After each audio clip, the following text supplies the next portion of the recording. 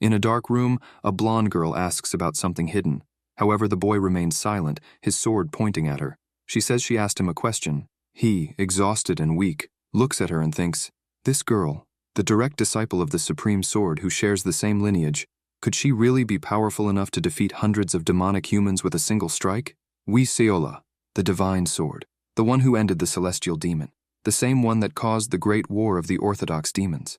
The girl lifts him up, stating that she knows he knows the location, and asks where the rest of the demonic humans went. She also asks if he feels even a hint of remorse. The young man thinks he knows the location, but cannot speak, as his vocal cords have been destroyed. Moreover, his seal prevents him from saying anything. The girl, with tears flowing down her face, says this is his last chance.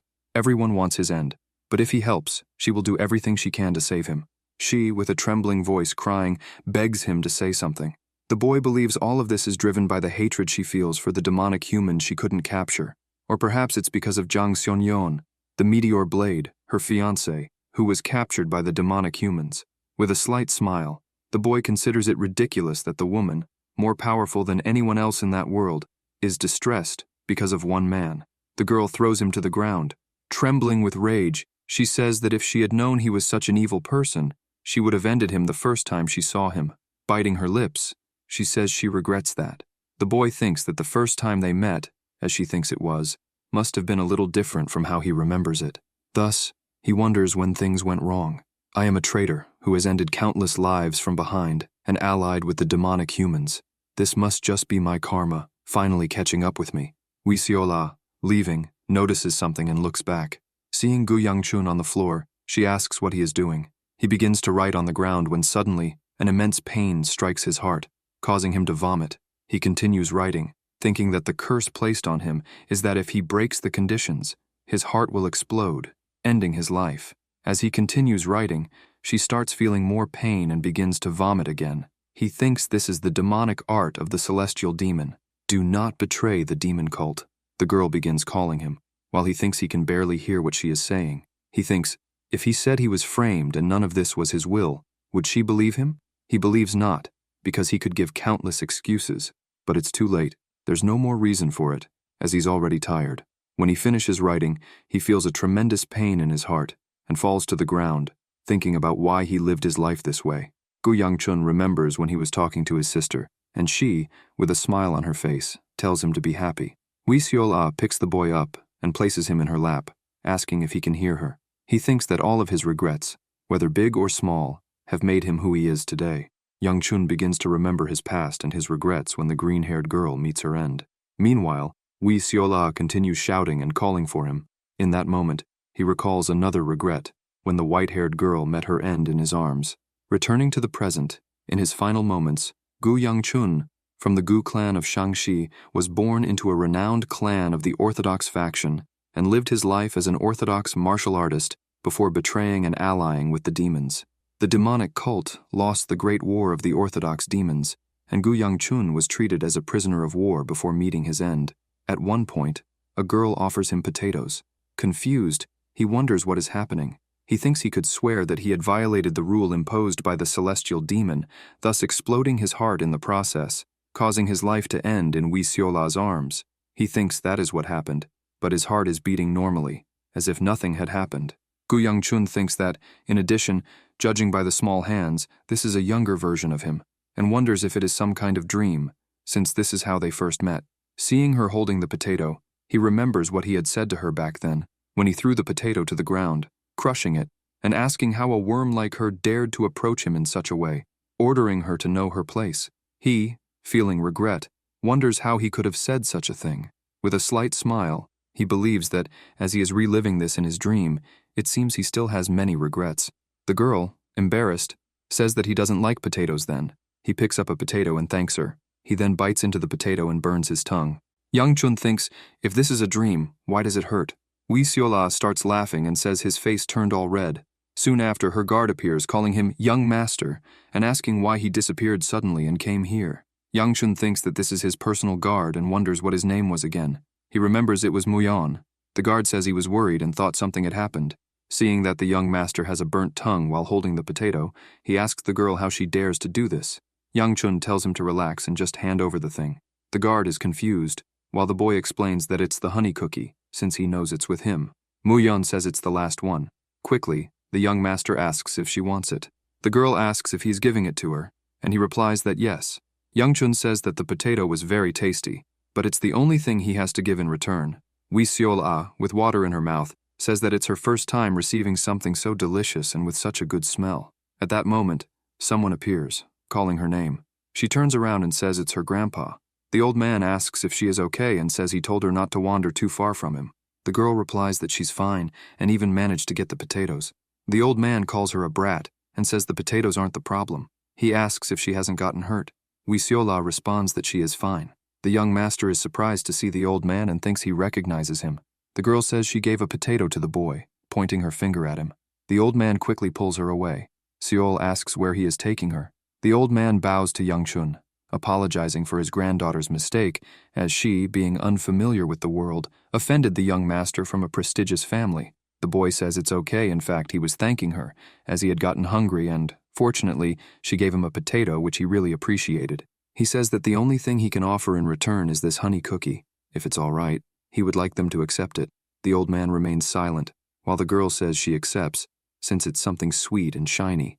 The old man picks her up in his arms and runs off, saying that they can't accept something so precious and that they won't bother him any longer, disappearing from the young master's sight. Youngchun tells the old man to wait, and he responds that if the young master is angry, he asks that the young master take it out on him. The boy hands the cookie to the girl, saying that this is his response.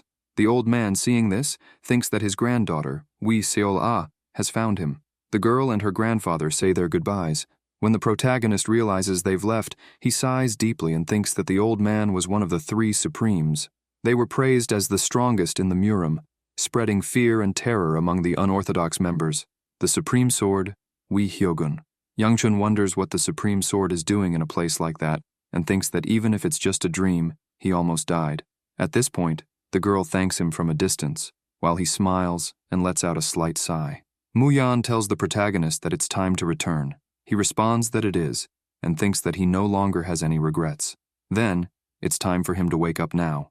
Sometime later, Muyeon says they have arrived. He, confused, thinks about why this is still happening. If it were a dream, he should have already woken up. If it's not a dream, then it must be something related to the celestial demon's curse. Suddenly, a voice says that it's fascinating, and he realizes it's someone he knows. A young woman says she didn't imagine he would come, instead of running away from the place where the clan leader is coming. Youngchun thinks it's Gu Yongseo, from the Flaming Sword, his second oldest sister, and the person who hated him more than anyone. So, the reason everyone is gathered there is because the clan leader is coming. Yongseo asks what he is plotting this time, and tells the young master that if he's planning to do something foolish, he should not do it and get out. The protagonist replies that he's only here because he's forced to. His sister says this comes from someone who knew this and still never showed his face once. The boy replies that it was his fault, so he will apologize to the clan leader later. Yongseo, irritated, shouts his name, exuding her fiery aura. She begins to walk toward him, saying that she doesn't know what he's planning this time, but he better stop now, or she will put an end to him for good. If he keeps acting like a brat, he asks her to calm down and says that the clan leader is coming. Mounted on a horse, the clan leader asks what all the commotion is about. Everyone around greets the leader and falls silent. He starts staring at his son Youngchun, who silently meets his gaze. The clan leader turns and calls the minister. The minister greets the patriarch, who asks about the available swordsmanship units. He informs the leader that the first unit is resting, and the fourth is on standby. The leader then instructs the minister to tell the fourth unit to finish their preparations and come meet him. The young master thinks that he doesn't know whether this is a dream or reality, but the leader's gaze is still as terrifying as always. As the patriarch leaves, he looks at Youngchun and says that once the meal is over, he must come to his office alone. The protagonist is surprised and asks his guard if he has any digestive pills. By evening, at the dining hall, the boy thinks that the atmosphere is still the same and says that he can't even tell if he's eating through his nose or mouth. On top of that, the patriarch asked him to go to his office alone, and he thinks it would be great if someone could lighten the mood. The clan leader calls for Yongseo and says he heard she made progress in her martial arts. She cheerfully responds that she had a small epiphany, which made her a 3-star martial artist a few days ago. He replies that she's advanced for her age and tells her to keep training. She thanks him. The protagonist thinks it's impressive that she reached 3 stars at such a young age, but considers it expected. given her talent and dedication. He thinks that, at least she knows how to smile, and adds that she looks even prettier when she does. She notices him watching and makes a face at him. He quickly thinks better of his comment. The patriarch calls for the protagonist and says that others reported he had been out on the streets. He replies that yes, he had some matters to attend to, so he just stepped out. The patriarch gets thoughtful, stands up from his chair, and says that he'll leave first, but they can continue eating in peace. Young Chun thinks that he seemed like he wanted to say something else. He said he wanted to see him after the meal, so now he's unsure what the patriarch intends to do. A maid approaches him and says that the leader instructed him to rest well tonight and that he'll speak with him tomorrow afternoon. The young master asks if the leader has changed his mind. Later, in his room, he thinks that since he hasn't woken up, this isn't a dream, and says that this must be the famous regression he had heard about. Suddenly, he becomes serious and thinks that if that's the case, it means he could kill the celestial demon first. The boy quickly dismisses the thought, realizing it's an absurd claim that could be interrupted in the blink of an eye. He wonders how he could possibly kill the celestial demon when he had already killed all the supremes, those who claimed to be above the heavens. As he recalls his past life, while living as a damned demon human, he had allied with the celestial demon only to ensure a chance of survival. And through his memories, he can see that it brought him millions of regrets, but those past regrets helped him realize many things. If he truly has been reborn, this time, he will take a different path. Yang Chun thinks in his room that the celestial demon will be killed by Seol, leading to the end of the demon cult. Until then, he will live peacefully, doing his best. The young man thinks that he can't miss this opportunity, as he won't repeat the same mistakes he made in his past life. He sighs and concentrates his internal energy. Embarrassed, he says that he searched his whole body and this is all the internal energy he could find. Noticing his limited internal energy, he realizes how incredible his sister is, only 1 year older and already at 3 stars. But it's not like he can't do anything about it. He can train with the cultivation technique passed down only to the pure-blood members of the Gu clan, the Gu clan's flame circle, cultivating it slowly as if it were a flower blooming. Once he reaches the 4-star level, he will be able to emit fiery internal energy, and when he reaches 7 stars, he will be able to envelop his whole body in it. But right now, he's only a mere 1 star. While cultivating, he thinks he needs to gather as much internal energy as possible as quickly as he can and polish it until it becomes 2 stars, so he can live a peaceful life, different from his past one. He shouldn't borrow the power of demon humans, but get stronger with his own strength. The problem is that if he pushes beyond his limits, he could end up dying. With his current abilities, using his internal energy isn't easy. If he keeps trying, he might end up suffering from energy deviation. But he has achieved some results. He's in the early stages, but he's reached the 2-star level. With this, he thinks he'll continue, step by step, in a way that's not slow, toward a life different from his last one. He won't do anything foolish that could have a negative impact on his future. The next day when he wakes up, he thinks how it makes sense that his whole body hurts just from that training. He thinks it's his fault for not having trained up until now. The young man thinks he has a long road ahead.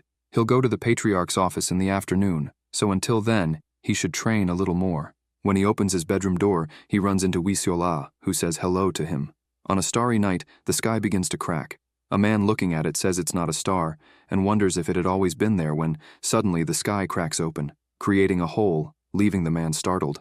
One day, monsters crossed the space. It became known as the Gates of the Demon Realm. Each sect worked hard to create a group that could fight against the monsters. They were called the Sword Units. Every sect needed to have at least one.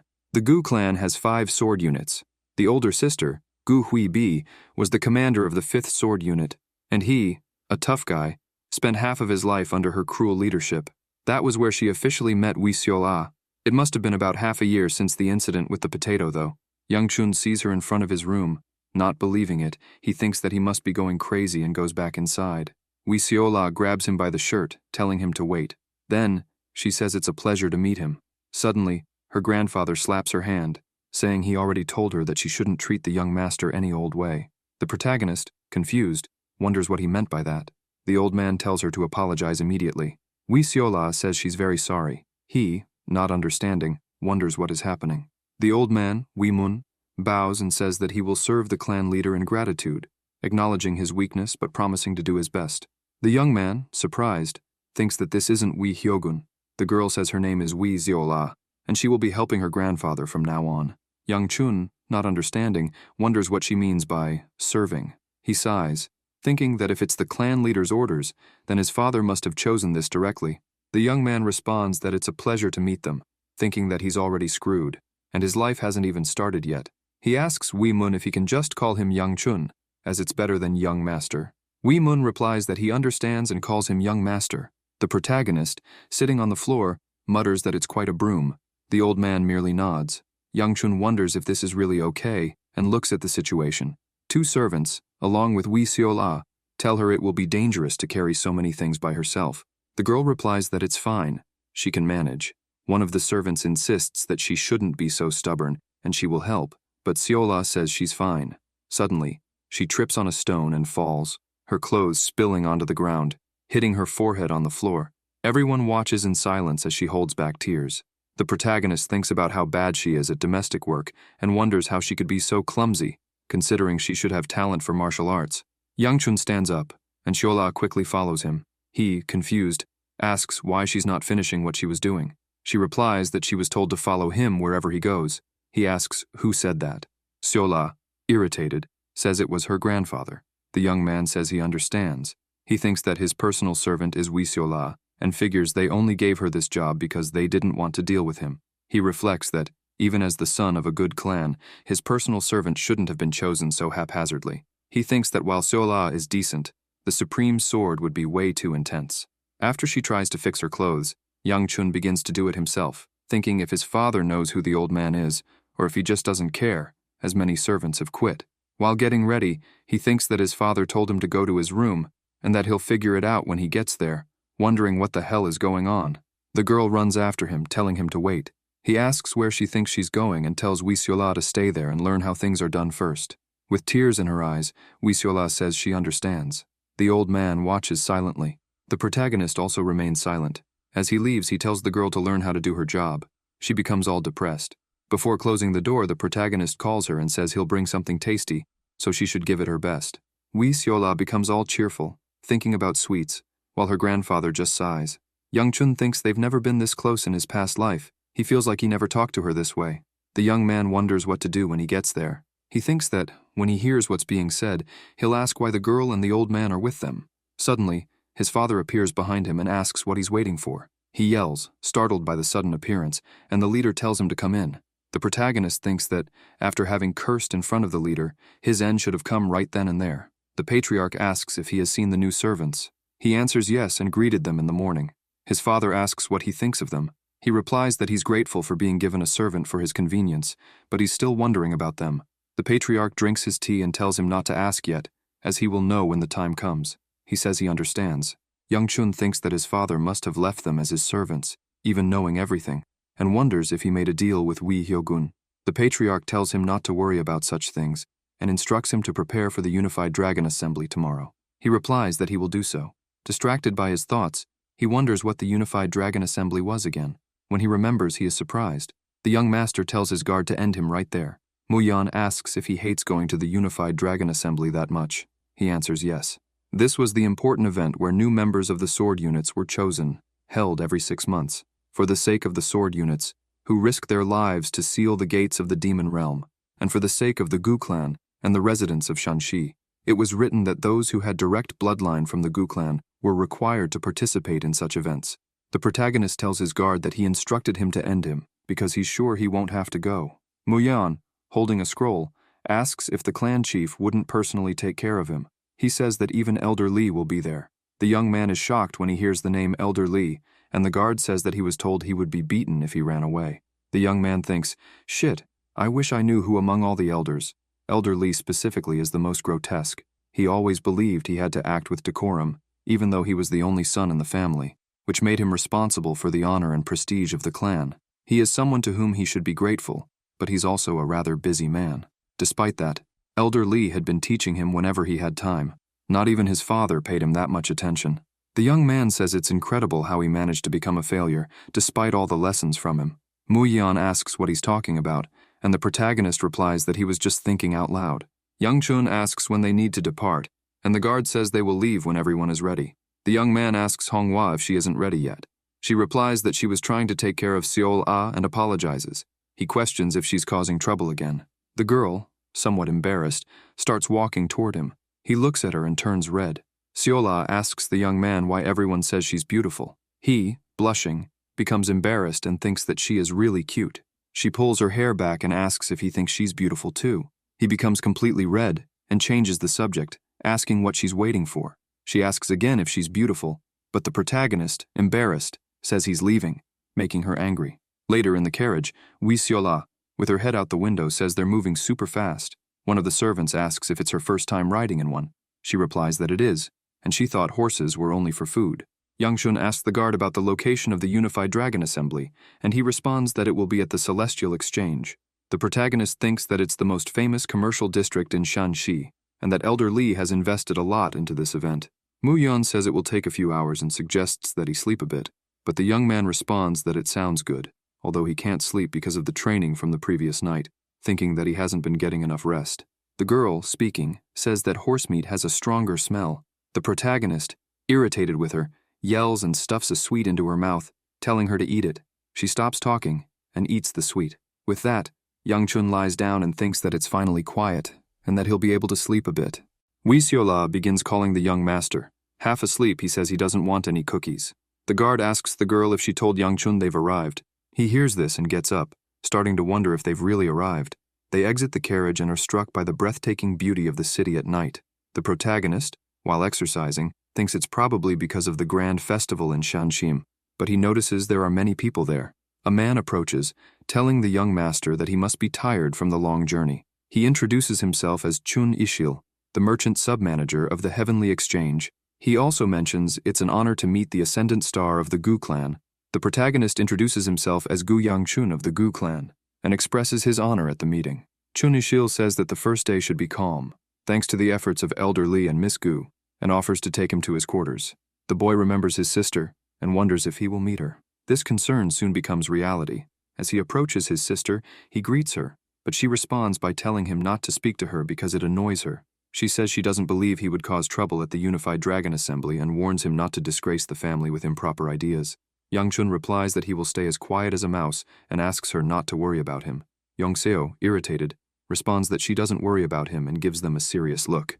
Siola, somewhat startled, hides behind the boy. His sister comments that she thinks old habits never change and asks if she's going to behave like she always does there as well. He asks what she means. Yongseo, entering her room, says she thought he had changed, but now believes people never change, and shuts the door. The protagonist asks what's wrong with her. Chun Ishil calls him to go, and the young master apologizes for the incident. Chun Ishil responds that it's no need, as siblings fight all the time. He adds that the young master must be very tired and urges him to go. Yangchun asks if they can stop by somewhere first. Arriving at the arena where the fights will take place, Siola exclaims that it's huge and that she's never seen such a large building before. Yangchun thinks he's heard that merchants evaluate each other's financial power. He wonders how much money they must spend on these festivals. And so the festival begins, celebrating the sword units and their efforts. The duels to select new members will begin tomorrow. The young master thinks that the good thing is that those of direct lineage don't need to participate. The only thing he has to do there is watch. Nothing should happen if that's all he's doing. Suddenly, a voice behind him says that he didn't run away this time. Upon hearing it, he gets startled and thinks he should block. Elder Li pats his forehead and asks what the problem is. He asks the boy if he doesn't run away every time he sees the old man. The young master replies that someone said they'd cut him in two if he didn't see them. The old man asks who said such a cruel thing. Yangchun answers that it was the second elder. Elder Li remarks that the boy is even responding now. The protagonist thinks the second elder has a strange fixation on him and figures it must be because he is the only son of the clan leader. Siola, excited, says that he is a bear and that bears are delicious, just like horses. The elder stares at her in silence. She becomes shy under his gaze while he continues to remain silent. Siola hides behind the boy, and he tells the elder that he's going to scare the others if he keeps staring like that. The elder stays silent while the protagonist says that he's starting to worry about him. The second elder asks if the girl is his concubine. Yangchun asks what he's talking about and tells him to take a look at her clothes, saying she is a servant.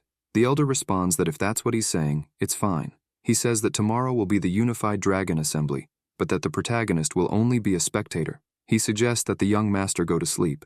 The boy agrees and wishes the elder good night. Before leaving, the elder tells the young master that if he runs away, it will be the end for him. Siola asks if that grandpa bear is going to eat them. He replies that first he's going to beat them. Elder Li says that, as he thought, That kid has something about him. The day of the Unified Dragon Assembly arrives. Young-chun says he thought the assembly would start very early, but looking around, it seems like it will only start by noon. Mu-yeon says that's what it seems. The guard says that the numerous clans of Shanxi, or anyone who can prove their identity, agreed to participate, but he never imagined there would be so many people. The young master comments that becoming a member of the sword unit means a lot, and the guard agrees, saying that's true. Seola, frightened, hides behind the boy and asks if the grandpa bear is going to eat them, and if she can ask him to hibernate. He replies that it's spring now and says that if she's so scared, it's better to go back to the room. She responds that her grandfather told her to stay close to him. The young master thinks he can't tell her to put down the supreme sword. Young-chun says it's fine because their guard can defeat the grandpa bear. She asks if he's serious. Mu-yeon asks who that is. He replies that it's Elder Lee.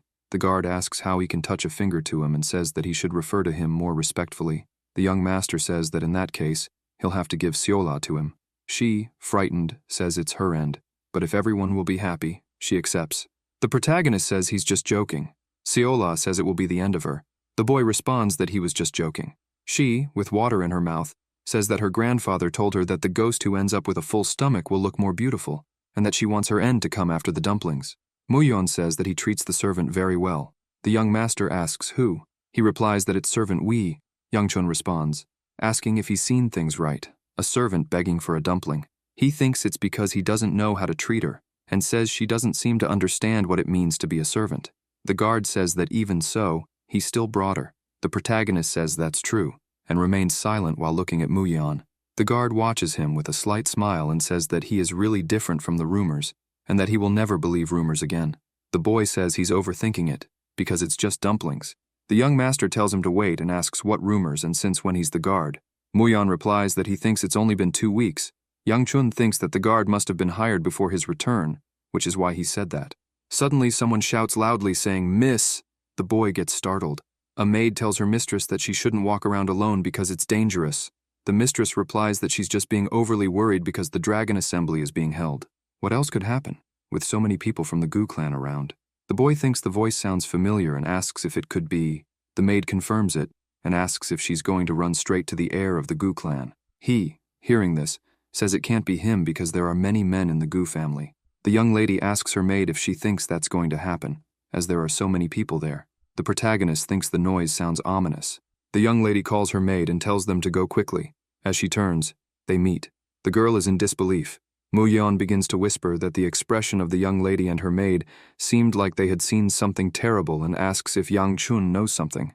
Young-chun thinks there's no way he could have forgotten. Shoulder-length hair and eyes as black as obsidian. That ring on her hand bears a symbol that only appears when looked at closely. However, for him, who already knows what it is, the meaning of this ring no longer matters. The Hebei Peng clan, his former fiancée. The reason for the arranged marriage with the Hebei Peng clan, one of the 4 major clans, was simple. The Gu clan was as prestigious as the 4 great clans, and they had children of similar ages. He was destined to be the heir, as long as nothing happened. The Peng clan must have thought there would be no problems with an arranged marriage. The problem came from the complications he caused. All the rumors about him avoiding training and causing trouble. He is not favorable toward the Peng clan, and what really ended their relationship were the things he said to the girl. The girl, surprised, asks why he is here. He replies that the phrase is his, and asks why she is here. She says she had matters to attend to, and that they don't own Shanxi, asking if she should notify every step she takes.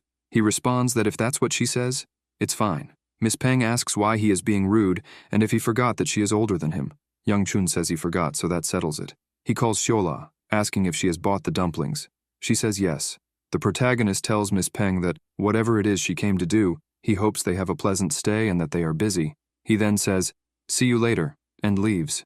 She, watching, remains confused and wonders why she had to meet him, just as she was already too busy dealing with her brother. She thinks she has never seen that girl next to him before and asks if she's a servant. She wonders if, with such a cute servant by his side, he could have changed. Miss Peng recalls the past she had with him when he insulted her and called her the daughter of a concubine.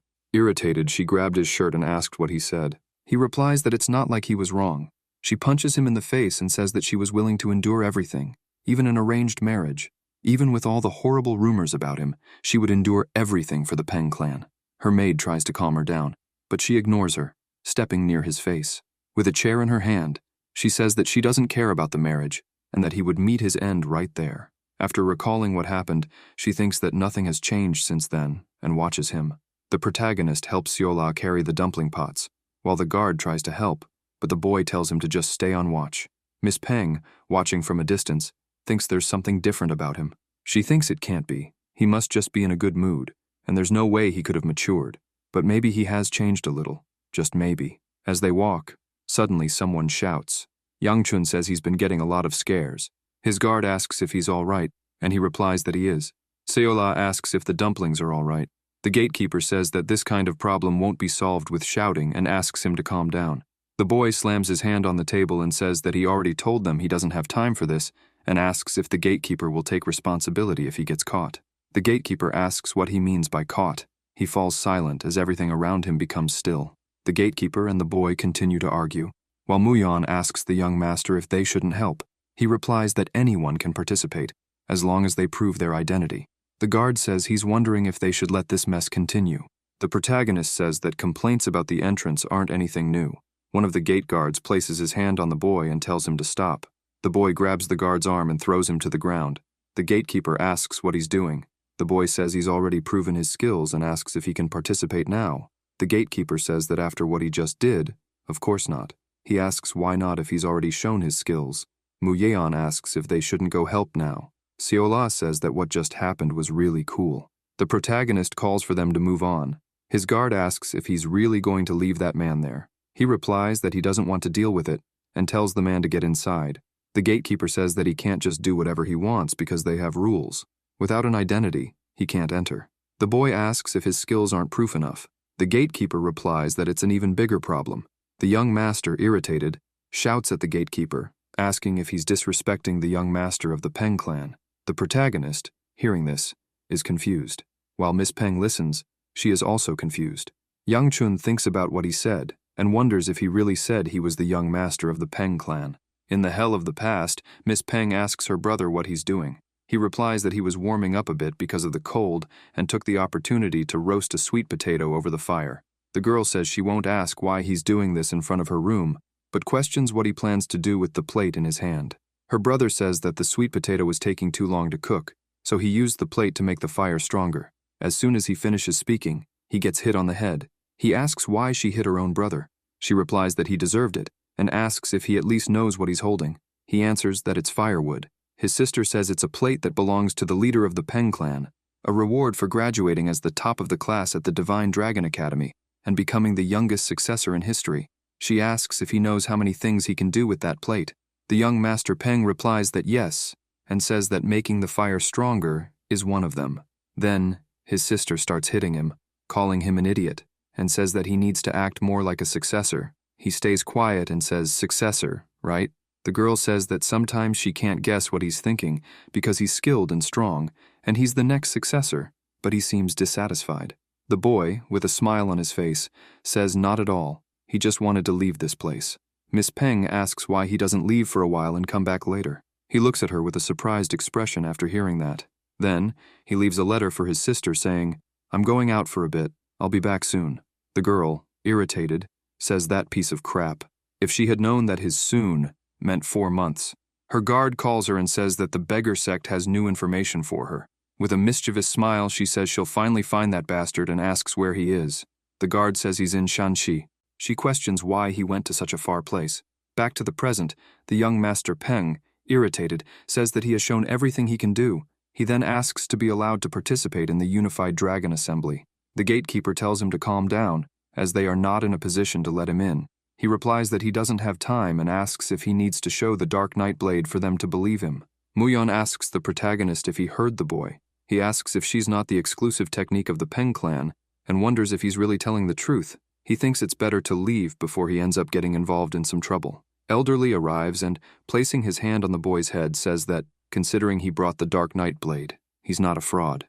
Yangchun thinks he's screwed. Elderly says that he seems skilled enough and asks for him to be allowed to participate.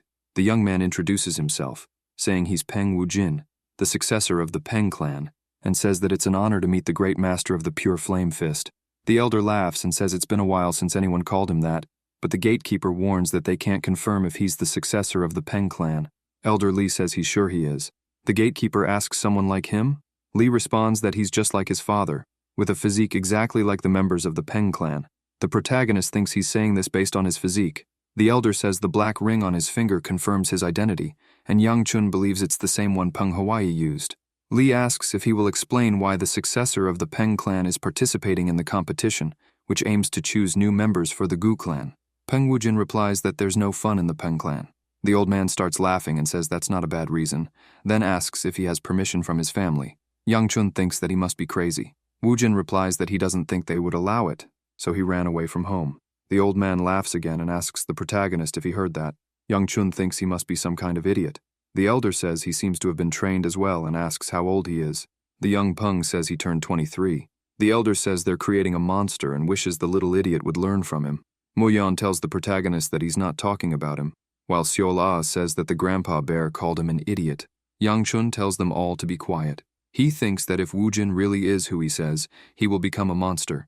In the not-too-distant future, he will be known as the Sword Emperor, Peng Wujin.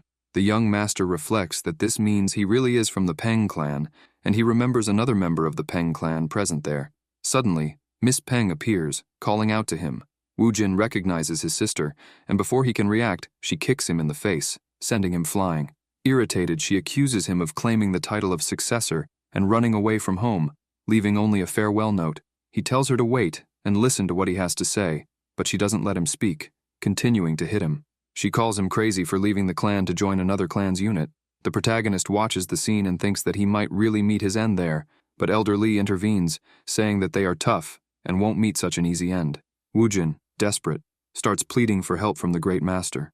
Yang Chun asks if he's sure of what he's asking, and the old man replies that maybe he should stop them. Elder Lee, with a serious look, orders the girl to stop, saying that if she continues, she will be responsible for ending him. She defiantly asks who dares to interfere. Upon seeing that it's the great Master Gu, she apologizes, saying she's sorry he had to witness this, and introduces herself as Peng Awi. The old man laughs, saying that he enjoyed seeing someone as entertaining as her. Peng Awi, now calmer, says she will make it up to him for the incident, and that they are leaving. However, Wujin insists that he won't leave. She asks if he wants to be beaten again. Wujin, with a serious expression, asks if she thinks he's joking. She falls silent, stunned, and asks what's behind his attitude. He replies that the Peng clan isn't fun and questions whether other clans, like the Gu clan, are more interesting. Awi says he needs to mature, as he is the successor of the clan, to which Wujin responds that he wants to have fun before becoming leader, because that's the only way to avoid the position. He doesn't want to be the clan leader and is willing to either end his own life or hurt himself even more than he already is. He says that, aside from her and him, the other clan members are just parasites using their name. He knows that one day he will be the leader, but it can't be now, not the way she wants. That's why he accepted the position, even though he doesn't want it.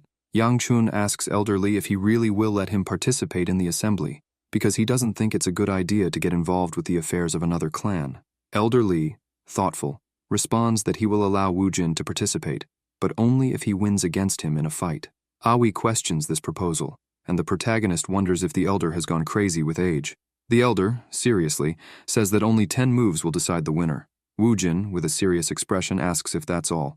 The old man, smiling, asks if he's ever lied before and says that as for the rules, he'll see them soon enough. Miss Peng tells her guard, Yobi, to hold Wujin, and Elder Lee says that if Wujin can touch him before the 10 moves are up, he will be the winner. Wujin, agile, seizes the opportunity and charges at the elder, appearing behind him with his sword. The old man starts laughing, saying that Wujin is too impatient, and with a quick movement, he turns and lands a punch on Wujin. As night falls, in the assembly arena, the announcer declares, Ladies and gentlemen, the wait is over. The time has come for the much-anticipated fight between the two stars who will illuminate the future of the Gu clan, Gu Yoseo, of the Flaming Sword, and Gu Yangchun, the first heir of the Gu clan. The protagonist thinks about what he is doing, fighting against his own sister. Back to the fight between Elder Lee and Wujin, the old man lands a full punch to Wujin's face, sending him flying and knocking him unconscious. After a while, the elder declares himself the victor. Yang Chun, concerned, asks Elder Lee if he shouldn't have pulled the punch. The elder responds that it was a fight agreed upon by both, and he controlled his strength, ensuring Wujin would wake up soon. The young master says that if the Peng clan comes asking, he'll make it clear he won't get involved. The elder reassures Yang Chun, saying that he won't face the consequences alone. The protagonist approaches Peng Ahui and says that all of this was the elder's idea. Ahui, relieved, replies that it's all right and that it's a relief to see Wu Jin in that state. She turns to the elder and mentions that if he had known what kind of trouble Wu Jin would cause, he would have suggested something more sensible than such a risky competition. The old man asks Miss Peng if that's what she thinks, as he only did it because he thought it would be amusing. Yang Chun wonders how he ended up becoming an elder. Siola begins calling him, and he responds that he knows they need to escape from this bear soon. The girl, excited, comments on how the grandpa bear did everything so quickly and defeated Wu Jin, but Yang Chun thinks she's quite naive and wonders how she managed to save the world. Elder Li tells Siola that she has a better eye than the annoying boy there, and says he will give her a gift, showing a honey cookie. Siola, happy, says she's always liked Grandpa Bear, and he replies that he knew she would say that. Elder Li asks if Yang Chun is upset because he gave only one gift to his servant, and says that in that case, he needs to give a gift to him as well. Yang Chun says he doesn't like sweets, but the old man says that after the Unified Dragon Assembly, he will participate in the exhibition fight. Returning to his fight with his sister, she asks if he's not going to use a sword. He stretches and thinks that he used to use a sword. But the techniques of the Gu clan's Circle of Flames can be used with multiple weapons, especially effective with both the sword and fists. In the end, he realized that using his fists worked better for him, so he abandoned his sword. He then asks if this will seem strange. Gu Yongxiu says that she doesn't mind whether he uses a sword or anything else, as she is just happy and grateful for the opportunity. The young master is confused. She says she will have the opportunity to beat her little brother without any problems, and to make it even better, in front of everyone. He remembers the conversation with the elder, questioning why he needs to participate in this, especially against his sister. The old man tells him he doesn't need to shout. Yang Chun, discouraged, says he didn't want people to leave thinking that the Gu clan is boring. He sighs and thinks that the elder is crazy, probably just finds this amusing, and that he will give in. The old man says that if he thinks of giving up, the same thing will happen to the young master of the Peng clan. The protagonist asks if he really wants to see him get beaten in front of an audience. Elder Li asks Yang Chun if he really plans to lose. He thinks he can't afford to miss this unique opportunity to start over, and doesn't want to waste energy on a fight that never even happened in his past life. Gu Yongxiu, in a guard position with her sword, tells her brother that he will only become the next leader because he's a man, and that she hates him to the core of her soul. At that moment, the judge signals for the fight to begin. Quickly, Yongxiu charges at him, striking with her sword, but Yang Chun dodges. She strikes again, but he ducks, evading the blow. Yongxiu spins her body and strikes again, but Yang Chun leans back, narrowly avoiding it. She wonders how it's possible for him, a mere 2-star, to dodge her 3-star strikes. He thinks he's managing by moving a little before her, but even that is leaving him breathless. He realizes this only shows he needs to train more and wonders how this will end, whether he'll get beaten now. He also wonders if he'll be in one piece after taking a hit from her. Quickly, she advances on Yang Chun, grabbing him by the shirt and saying that he still only knows how to dodge. She tries to throw him off balance by pulling him by the shirt, but he quickly spins his body, removing the shirt in the motion. Yongxiu strikes again, but only cuts his shirt. He, irritated, tells her that if she keeps charging at him with such obvious intentions, it will only make it easier for him to dodge, and asks if there's a way for her to stop. He wonders how much hatred she has to rip his clothes like that. His sister says she was forced to accept that she would never be the leader of the clan, despite working hard. However, the thought of him, a worthless person who wastes his life, passing ahead of her just because he's a man, makes her furious. With that, she begins to exude her internal flame energy and asks if he can understand her rage. The protagonist thinks that she's imbuing her sword with martial energy, which is dangerous and well beyond 3 stars. With the sword infused with martial energy, she starts delivering several rapid strikes, one after the other, while he begins to dodge quickly. Irritated, she clenches her fist and says that, again, all he does is run away. He dodges the punch as she says that he does nothing. Yongxiu slams her hand on the ground and kicks her brother, telling him he has no talent and doesn't even try to make up for it. She says that if he's going to live such a miserable life, he should just end it already. The young master stays silent, and his sister, crying, strikes again with her sword. But he, saddened, stands still to take the blow. Yongxiu tells him to disappear, just like their mother did. Yang Chun grabs her sword hand, and with a sinister look, asks what she just said. Yongxiu considers her brother the most aloof person she knows. At 15, she was given the title of Phoenix Sword, and at 20, she graduated at the top of her class from the Divine Dragon Academy. being named the 5th leader of the Gu clan's sword unit. Although she was widely recognized, she couldn't become the head of the Gu clan. However, the one who would become the head of the clan was the child of the concubine, Gu Yangchun, but she didn't hate him. Although they were half-siblings, his mother had been kind to her, and she liked her as well, so she was at peace with Yangchun. One day, she disappeared, and their father ordered that no one search for her, so no one did, and that's when everything began. Gu Yangchun started speaking and acting rudely to everyone, and rumors spread that he mistreated his maids. Still, there were no changes to him becoming the next clan head, as the head of the clan had always been a man, ignoring her, who had worked so hard, and his extraordinary sister. She resented Yangchun, who was so privileged without even knowing what he had, but she didn't hate him. Back in the present, when Yongxiu sees the sinister look in her brother's eyes, she feels fear and thinks that this is dangerous, quickly jumping back. The protagonist, irritated, quickly appears behind his sister and punches her, leaving her startled. Peng Aoi says that Yongxiu is the same age as her, but is much more talented, and mentions that she can't act like she's special just because she's a Peng. Her maid says that she's doing well. Aoi says they're murmuring something and asks her guard if she can hear what he's saying. The guard replies that no one can hear them. Wu Jin says that Elder Li released his internal energy, so there's no way to hear them. His sister tells him not to walk around talking about being from the Peng clan with that face. He asks if she's ashamed of him, and she tells him to wait until the swelling goes down. Her brother asks if the fighters are the siblings of the Phoenix Sword. She answers yes, saying that Yongxiu is amazing, that she's 3 stars, and her swordsmanship is smooth. Wu Jin says it's not her, and wonders if it's the younger brother of the Phoenix Sword who's dodging. Ahui looks confused, while her guard says that both of them are siblings of the Phoenix Sword. Wu Jin, excited, says that means the Gu clan doesn't just have the Phoenix Sword. The girl, looking at him, thinks that when he becomes the clan leader, he won't be able to see that with his own eyes. Suddenly, he says he just saw the fight. Yongxiu dodges the protagonist's punch and thinks that she just needs to dodge. With her sword, she tries to strike him in the neck, thinking that the opportunity is hers. Yangchun says that he understands how she feels, so it's all right if she hates him, as he's lived his life like that. What she said is annoying, but he will understand. Then, she will understand if he does this too. The protagonist, with his left hand imbued with the power of flames, lands a solid punch to his sister's face, knocking her unconscious in the arena. The judge, unable to believe it, shouts that the fight is over, and the winner is Gu Yangchun. Yangchun, sitting alone on the bench after the fight, exclaims, "My God." He thinks that winning wasn't in his plans, and that an internal energy of 2 stars would make her bleed from the nose and lose consciousness. He starts to remember what his sister had told him earlier, and feels depressed, alone. Suddenly, Muyan and Xiaola appear calling for him.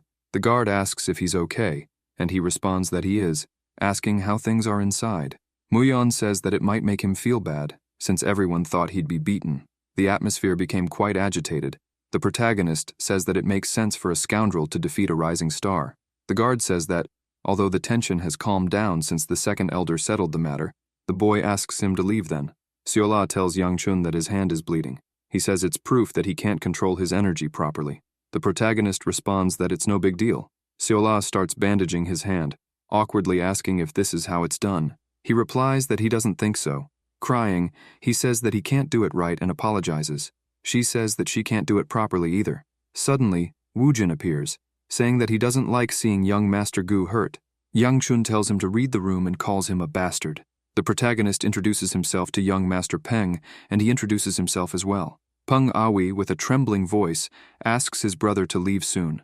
Wu Jin says it's fine and mentions that it must be embarrassing for both her and young Master Gu since they were previously engaged. He tells her to take the opportunity to reconcile with him. Yangchun asks why he's here. Wu Jin asks if it wouldn't be good to make connections and become friends, and asks him to call him brother. The protagonist responds that getting close to people like him wouldn't bring any benefits. Wu Jin is surprised to learn that the Gu clan has hidden talents beyond the Phoenix Sword. Yangchun says that, judging by the fact that he mentioned Gu Huibi, he assumes that he knows his sister. Wu Jin replies that they are very close, but he doesn't know what she thinks about that. The young master thinks that then, they aren't so close. The young Peng asks the young master if that means they are close. He just laughs. Wu Jin says that it's getting late, and that he's leaving. The protagonist notices something and sees Ahui standing, looking at him. Yangchun asks her if she has something to say. She says that on the day their engagement was broken off, she thought it was because she hit him with a chair. The young master interrupts, apologizing and saying that he shouldn't have called her a useless concubine. He says that he was immature at the time, but he's not the same now. He did something to fix the situation, so she doesn't need to apologize. Peng Aoi remains silent, happy, and smiles, saying that it's fine then. As she leaves, she tells him not to lose what his brother gave him. He asks what she's talking about and finds a plaque with the inscription, Peng. He asks what it is. She says goodbye and leaves. Yang-chun thinks that there are still many things he needs to fix and calls for his guard and maid to leave. In the goo carriage as they leave, the maid tries to wake Seola, who is unconscious on top of her. The protagonist, near the window, thinks that no matter how hard he tries, he cannot remember having fought his sister in his past life, much less defeating her. He reflects that, starting with Seola's maid, so many things are beginning to diverge from the past he knew, and wonders if that small act of kindness changed something. He sighs and decides that, once they return, he will need to act faster than expected. Yang-chun senses something and instructs Mu-yeon to check the demon detection amulet. The guard begins searching for it. Upon retrieving the amulet, Mu-yeon reports no changes, stating he isn't sure what Yang-chun felt, but reminds him that the amulet will start glowing if demons are nearby. Just as he prepares to suggest that the young master rest, the amulet begins to glow. Mu-yeon quickly shouts for everyone to stop and declares it's a demon portal. He commands everyone to take combat positions, emphasizing the importance of ensuring the young master's safety. The guard cautions Yang-chun, saying it's dangerous for him to be outside. Yang-chun acknowledges the danger but firmly states he'll listen to sermons later and orders Mu-yeon to look ahead. As he speaks, the portal starts opening. Yang-chun observes the portal's green hue and notes aloud that green signifies the lowest level of danger, though it could still be tricky. Monsters begin emerging from the portal. Imbuing flames into his hand, Yang-chun swiftly punches a monster, thinking it is entirely manageable. Extracting the monster's stone, he notes that demon stones are their universal weakness, similar to a heart, and once removed, the monsters die instantly. Another monster lunges at him from behind, but he easily dodges and counters with a punch to its stomach, remarking that it's simple as long as he keeps extracting the stones. He retrieves another demon stone but suddenly feels his energy dissipating and reflects on how difficult it is to maintain the goo fire wheel arts. As more monsters charge toward him, he resolves to rely on the fire wheel arts to survive. Mu-yeon calls out to Yang-chun and appears before him at incredible speed, wielding his sword. With ease, he dispatches the monsters. Yang-chun is astonished, wondering if Mu-yeon has always been this strong. The guard asks if Yang-chun is okay, and he replies affirmatively, saying he was saved by him. The young master then inquires if it's over, and Mu-yeon confirms, explaining there weren't many monsters from the start and that they were fortunately of the lowest class. The guard reproaches Yang-chun, asking what he was thinking and warning about the risks if he had gotten hurt. Yang-chun concedes that the effort was worth it, but the guard insists it's not that simple. Suddenly, Yang-chun's left hand begins emitting a purple energy. Noticing it, he collapses in pain, screaming. All the guards rush to the young master, asking what's happening. Writhing in pain, Yang-chun wonders why he feels this horrible sensation. He realizes it is the celestial demon art, which absorbs demonic energy. Looking at his hand, he identifies it as the demonic well absorption art. Abruptly, he starts recalling his past life, specifically a battle against another sect. The sect disciple asks why he did this and screams, asking what they did to him and why he is doing this to them. Yang-chun calls him the blade that splits flowers and asks if those are his last words. Suddenly, he sees something falling beside him. When he realizes it, he shouts the name of the sect leader. A huge silhouette then covers everything around them. A person on top of the dragon says that the flower was not terrible, and the protagonist bows as he notices. The person jumps off the dragon and approaches Yang-chun. They tell him that it wasn't nearly enough to satisfy them, but that, with that said, they managed to get a little pleasure from it, and ask him to lift his head. In that moment, the protagonist notices the fire burning. He asks what it is, and realizes that the fire wheel art is purifying the demonic energy, but then notices it is actually consuming it. He says this never happened in his past life. When he opens his eyes, he sees Mu-yeon and Seola calling him, asking if he is okay. He gets up and says he is. The young master says it's nothing, and he thinks he was hurt more in training than he expected. His guard says he will look for medicine. He says he's fine and thinks he should hide it for now, as nothing good will come if people find out he absorbed demonic energy. Seola, crying, says he looks hurt and asks if it's painful. He says it shouldn't be that bad. Seola says his face looks bad. He, irritated, asks what she said. The maid tells the girl to help the young master, not to irritate him. Mu-yeon offers to look for a nearby pharmacy. Yang-chun says it's not bad and tells him not to worry, as he just needs a good night's sleep. As everyone starts to gather their things, he thinks he no longer feels demonic energy in his body and wonders if the fire wheel did something. With the demon stone, he thinks its color has faded, meaning the energy has been absorbed. He thinks that, anyway, he needs to move and crushes the stone. The next day in the city, Seol-ah calls the young master excitedly, showing honey cookies. He says he doesn't care and walks past her. She asks why he brought her if he isn't going to buy honey cookies for her. Yang-chun says he had business in the market but used his grandfather as an excuse for her to follow him. His guard asks why he came to the market and says that he hasn't recovered yet. He suggests that if there's no reason for him to be there, he should return home. He asks if he's looking for something and offers to help him search. The protagonist says he understands that he wants to help, but now is not his time. As they walk, he suddenly stops. Looking to the side, he says it seems to be the case. Mu-yeon asks what it is and what's in that alley. Yang-chun tells Seol-ah to go back home and calls his guard to follow him. He tells Seol-ah to return to the clan and inform them that he'll be back later. The girl looks hesitant, but the young master says he'll give her 10 honey cookies if she goes home. She responds with dumplings. He says it's fine, and they make the deal. The boy calls his guard. When he asks where they're going, he replies that he'll find out soon. As they walk, the young master says it's this way. Mu-yeon says this place is very dangerous. He responds that yes, it is. After walking a bit further, he finds the place. Yang-chun says he was worried it wouldn't be there. The guard asks why he needed to come here, and the boy asks if it seems strange. Mu-yeon says yes, more than the appearance. He has a feeling about the building itself. He says he has sharp senses. They enter the building, and people inside start wondering who the kid is and what they should do, whether they should finish him off. Mu-yeon becomes serious and gets on guard. One of the people calls out and says that this is not a peaceful city to be meddling with and asks what brought him here. Yang-chun says he's here as a client. The man says he seems to have some attitude and asks if he thinks he'd solve things by cutting his tongue off. The guard asks how he dares speak that way, and the protagonist tells him to step back a bit. Then, the young master tells the man that he knows who he is from the moment he stepped in, and asks if he's worried about the Gu clan cleaning up the area. Yang-chun says that before things get to the situation he's afraid of, he asks them to bring the regional manager. The man says he doesn't know where he learned that, but he's seriously lacking in something called respect. At that moment, people begin to draw their weapons. The boy says that they don't seem to be the respectful type either. Their leader commands them to grab him, and they rush at them. Mu-yeon quickly draws his sword and tells them not to think about touching the young master, charging toward them and easily defeating them. The leader, seeing this, thinks that the kid is still the heir of the Gu clan and must have some crazy bodyguard attached to him. He thinks that he can't take him to the regional manager and wonders what he should do. One of the guards tells the captain that the regional manager has something to say. He thinks the boss must have heard already and must be in trouble, asking what he said. Yang-chun, seeing them talk from a distance, thinks they're plotting something and realizes he has no choice.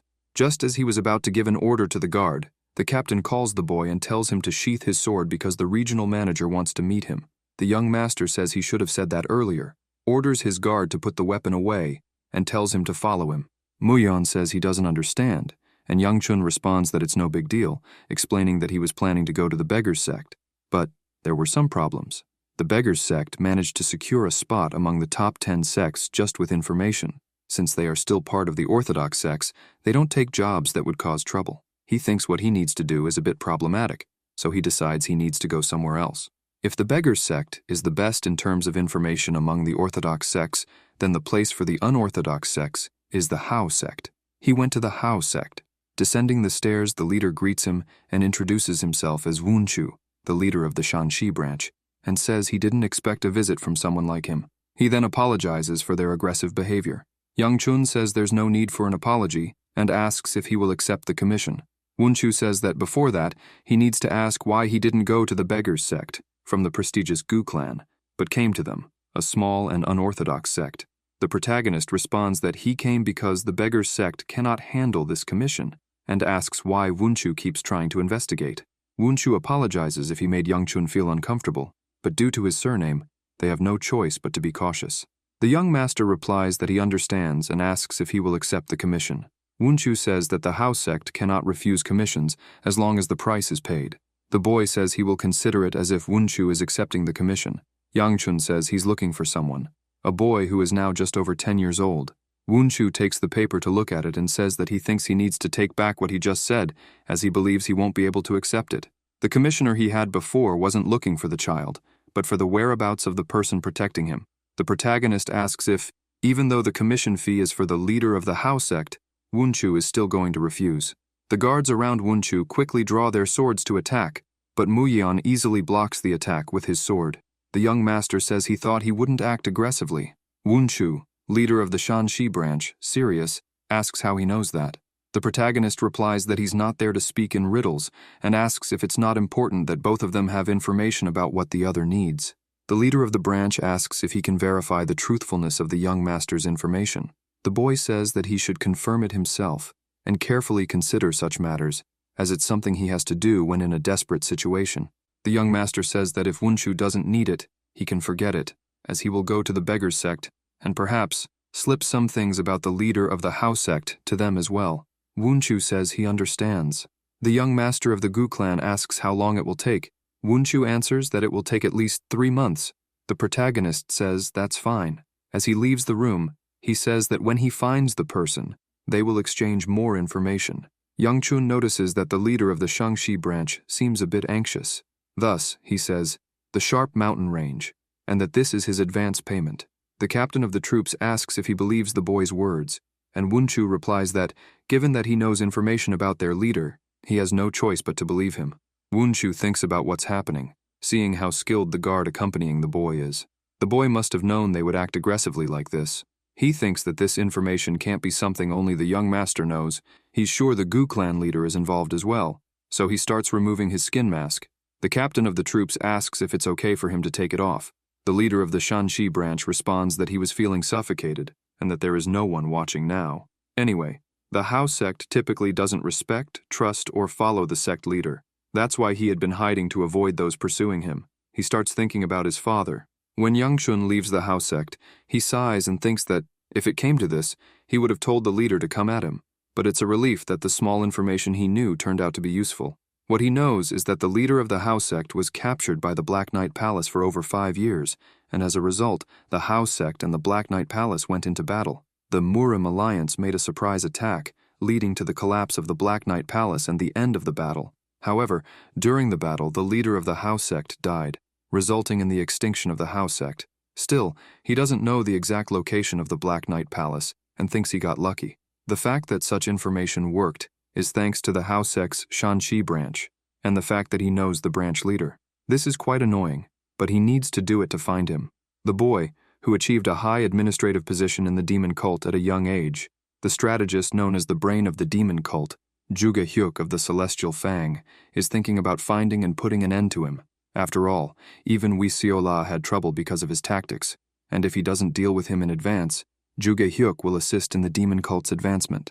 Muyan says that, although he doesn't know who he is looking for, if it will take 3 months, he will only hear from them around the summer, and says that the people of the Hao sect aren't as informed as the rumors say. The protagonist replies that yes, he will only be able to catch him in the summer. He becomes pensive, and wonders why he thought about this now. He also wonders if it wasn't around this time that the secret chamber of the Jinchuanyan clan, operated by the First Merchant Association, was discovered. The countless riches stacked inside don't matter. What matters are the priceless spiritual pills.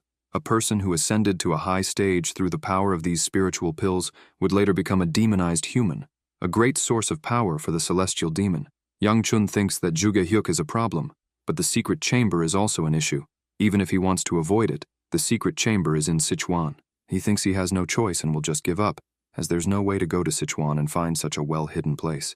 Elsewhere, Seol-ah, surprised, asks what he's talking about. A boy says he asked what she thinks about going to him and yells that he'll make her happier. Then, a method rolls right in front of her. Elder Lee tells Seol-ah's grandfather that he forgot a leaf and says he came because Yang Chun was causing problems, claiming that the cause of all this was the old man, and begins laughing. The old man laughs, but Lee tells him to stop laughing and go back to work. Suddenly, the old man breaks the broom and asks the elder what he thinks he's doing. Elder Lee says he is helping to disguise the character as a servant of the Gu clan, when the old man suggests that he help sweep the floor. Lee responds that he broke the broom, and the old man then tells him to tear out his hair and make a new one. The old man says he doubts he came from so far just to see the boy, and questions whether he didn't go to see him. Lee asks the old man Hyogun if he also felt it, and says that the boy, who refused to improve his movements and ran away 6 months ago, defeated his sister. Furthermore, the flow of the flame circle art has stabilized, and asks if he doesn't think the boy has tremendous talent, saying they can't just leave him alone. Wee Hyogun says that he doesn't know if he would call it talent, as he's never seen anyone improve so quickly in his life and thinks something must be going on with that boy. Hyogun says the first elder won't stay still if he finds out and may have already done something. Lee responds that he's that type of person and asks where the boy is, doubting he'll cause trouble with so many people watching him. Back to the boy flirting with Wee Seola. She looks confused as the boy asks what she thinks about going with him, claiming he could make her much happier than Yang Chun could. People, listen to what Seola is about to say. She had a dream last night, but it was a very bad dream because she hurt many people in that dream. Her grandfather knows she hates holding a sword, yet he still made her hurt many people in that dream. Seola wanted to stop, but she still went into a house to hurt them, and the man there, with a faint smile, says that if she had a bit more time she could have finished it. She stares at him while he hurts her with the sword. With a trembling voice, she apologizes and asks Chu to forgive her. She had the nightmare and then woke up, but because she wanted to see the young master due to the shock she experienced, the maid told her to hurry to the courtyard.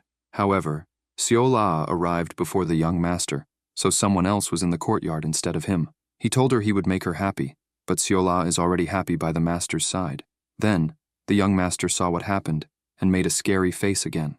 Afterward, Yang Chun apologizes, saying that she is his servant, and asks who the boy is. He thinks this is the guy asking for Seola, and notices he's all flushed, saying he doesn't even know where he's from but already hates him. The boy apologizes, saying that he offended young Master Gu. The protagonist asks if he knows him. The boy replies that he does and introduces himself as Gu Juliop, saying he would like to request a duel with the main family lineage. Yang Chun, smiling, says, "Rejected." Juliop is confused, while the young master says that he won't fight. He asks if he's running away, and Yang Chun replies that yes, he is. The boy asks if he's afraid, and the protagonist responds that yes, he is. Gu Juliop, irritated, says that it's pathetic he's running away from something like this. Smiling, he adds that his observation is that he is indeed very pathetic. The boy stays silent, while the young master thinks about how he already caused problems fighting with his sister, and wonders if he thinks he would make the same mistake again. Yang Chun, leaving, says he's going. Suddenly, Elder Lee appears and asks why he doesn't accept, saying he came from very far just for this. The young master asks what brings him here. Juliop greets Lee, and he greets him back. Yang Chun asks if he knows him, and the elder asks if he doesn't remember, saying he's the first elder's grandson. The protagonist thinks he does have a similar face. The old man asks Juliop if he wants to fight, and he replies that he does, but the young master is afraid. Yang Chun says he's more into flirting with girls. Elder Lee asks if that's an order from the first elder. The protagonist wonders if that's the case, and says he thought he was interested in martial arts, but in the end, it was just politics. It's no mystery that the first elder is an ambitious man, someone who is waiting for the moment when he, a useless heir, inherits the clan. However, after seeing someone he thought was useless defeat Gu Yonseo and ruin his plans, he must be trying to bring him down again through the grandson. The young master tells Elder Lee that he already said he has no intention of facing him. The old man says he came from very far. Yang Chun replies that it's obvious he would lose, so why would he do it? Lee says he has the impression that Yang Chun won't lose. The young master replies that it's clear he is stronger than his sister just by looking at him, so he doesn't want to fight a losing battle, much less get involved in politics.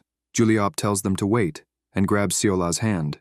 The boy tells Seola that he feels the young master doesn't deserve her, and says that if she comes with him instead of him, Yang Chun interrupts. With a sinister look, he orders him to take his hand off and follow him, saying he will accept the duel. In the arena, the protagonist sighs and thinks that he's starting to regret all of this. Elder Lee tells him not to speak like that, and says he's going to fight against a new martial artist, and this will help him improve his martial arts. Yang Chun says it's fine. He then says that since things have gone as he said, he needs to do a favor, win or lose. Lee says there's no reason to do him a favor, and he'll lose if he loses here. The young master says he's wrong and says he doesn't want to become the clan leader. Elder Lee asks what nonsense he's talking and asks who else could become the clan leader if not him. The protagonist thinks that he already gave up on this in his past life. With a smile, Yang Chun says he will roll on the ground and surrender if he doesn't do him a favor. Elder Lee says that he's far from charming, but with a condition. The boy asks what the condition is. The old man says that he will do him a favor if he wins. Juliop asks if he's warmed up. Yang Chun replies, more or less. The boy apologizes to the young master and he asks what he's talking about.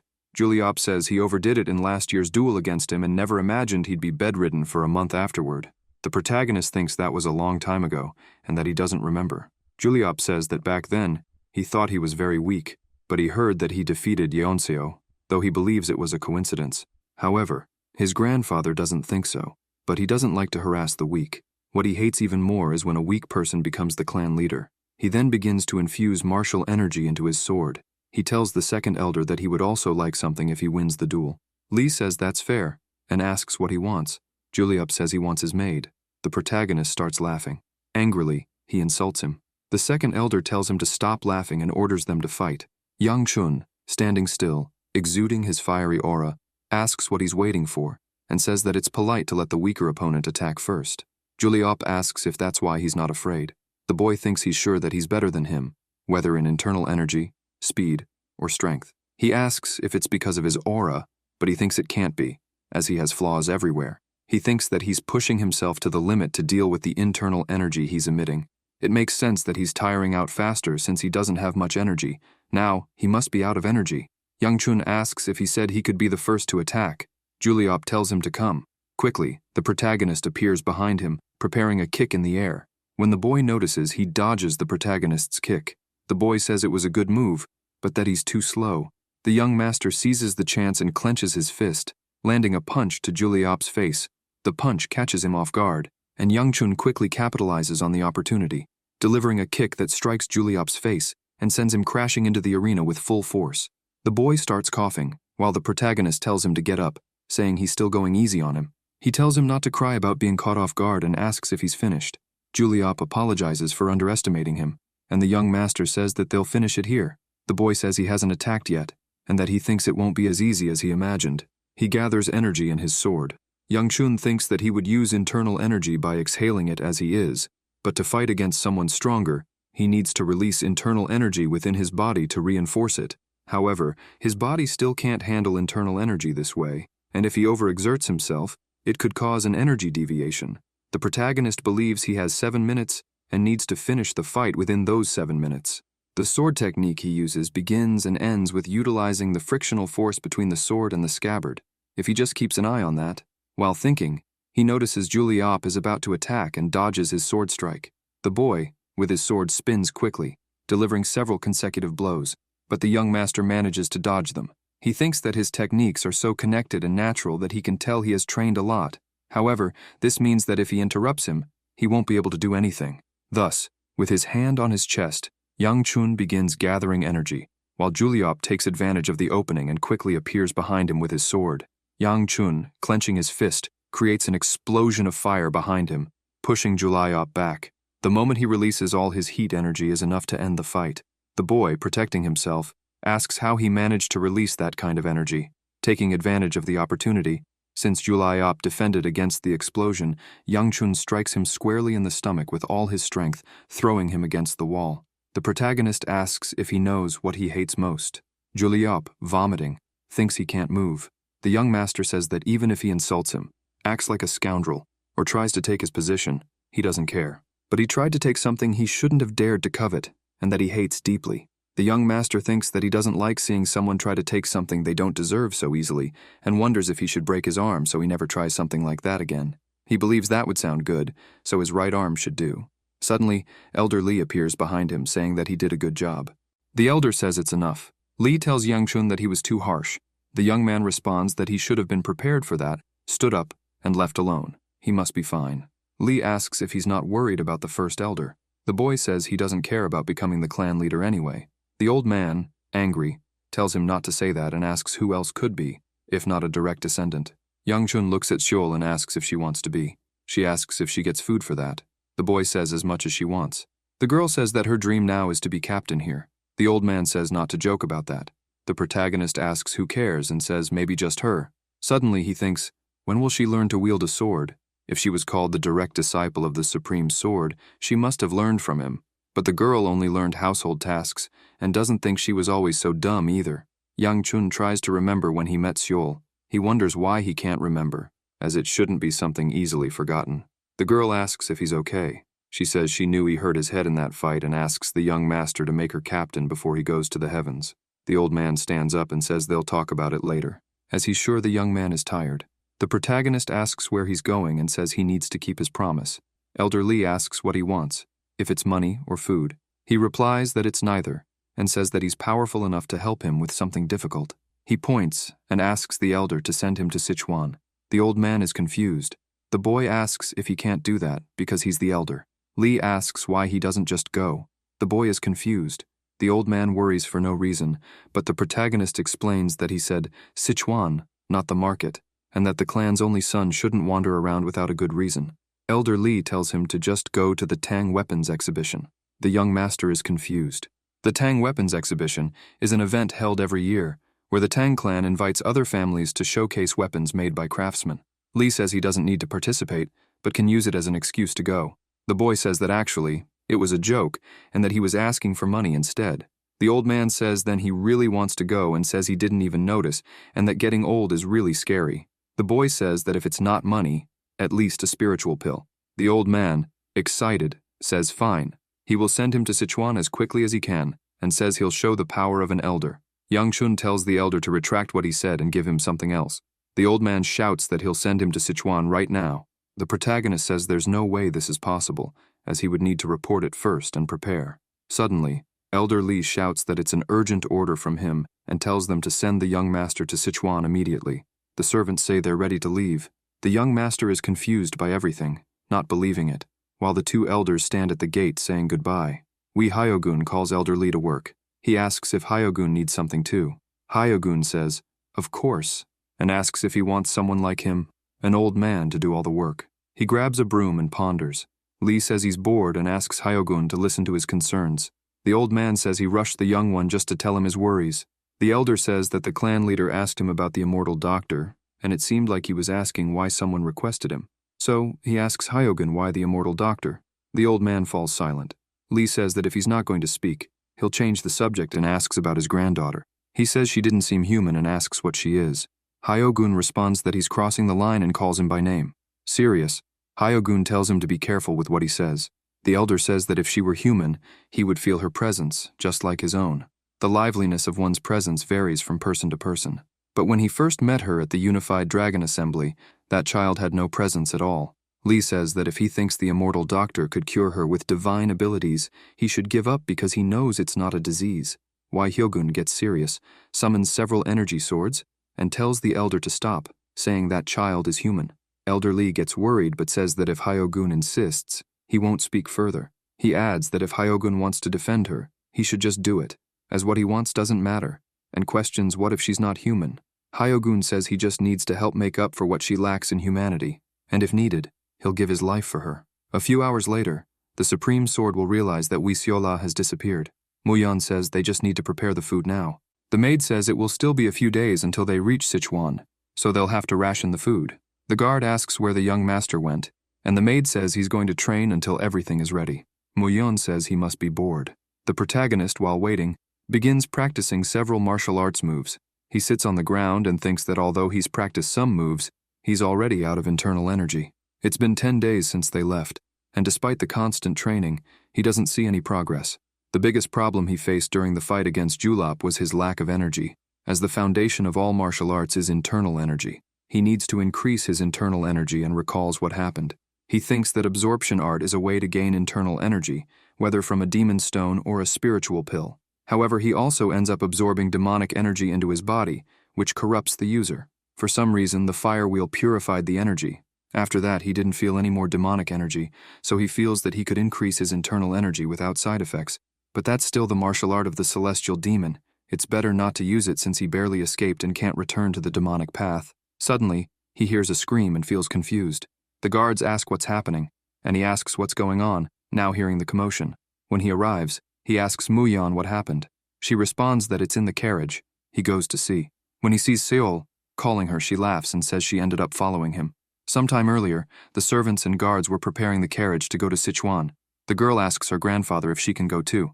The old man says no, as she's still bad at household chores. She questions why he let her go last time. He asks if she's talking about the assembly. He says there were people who could prevent her from making mistakes, but this time, there will be no one. He asks if she understands and tells her to help him carry the things. Seola says that the young master said he wouldn't be back for an entire month, but it's true that she's bad at household work, and the young master hates useless people, so she has no choice.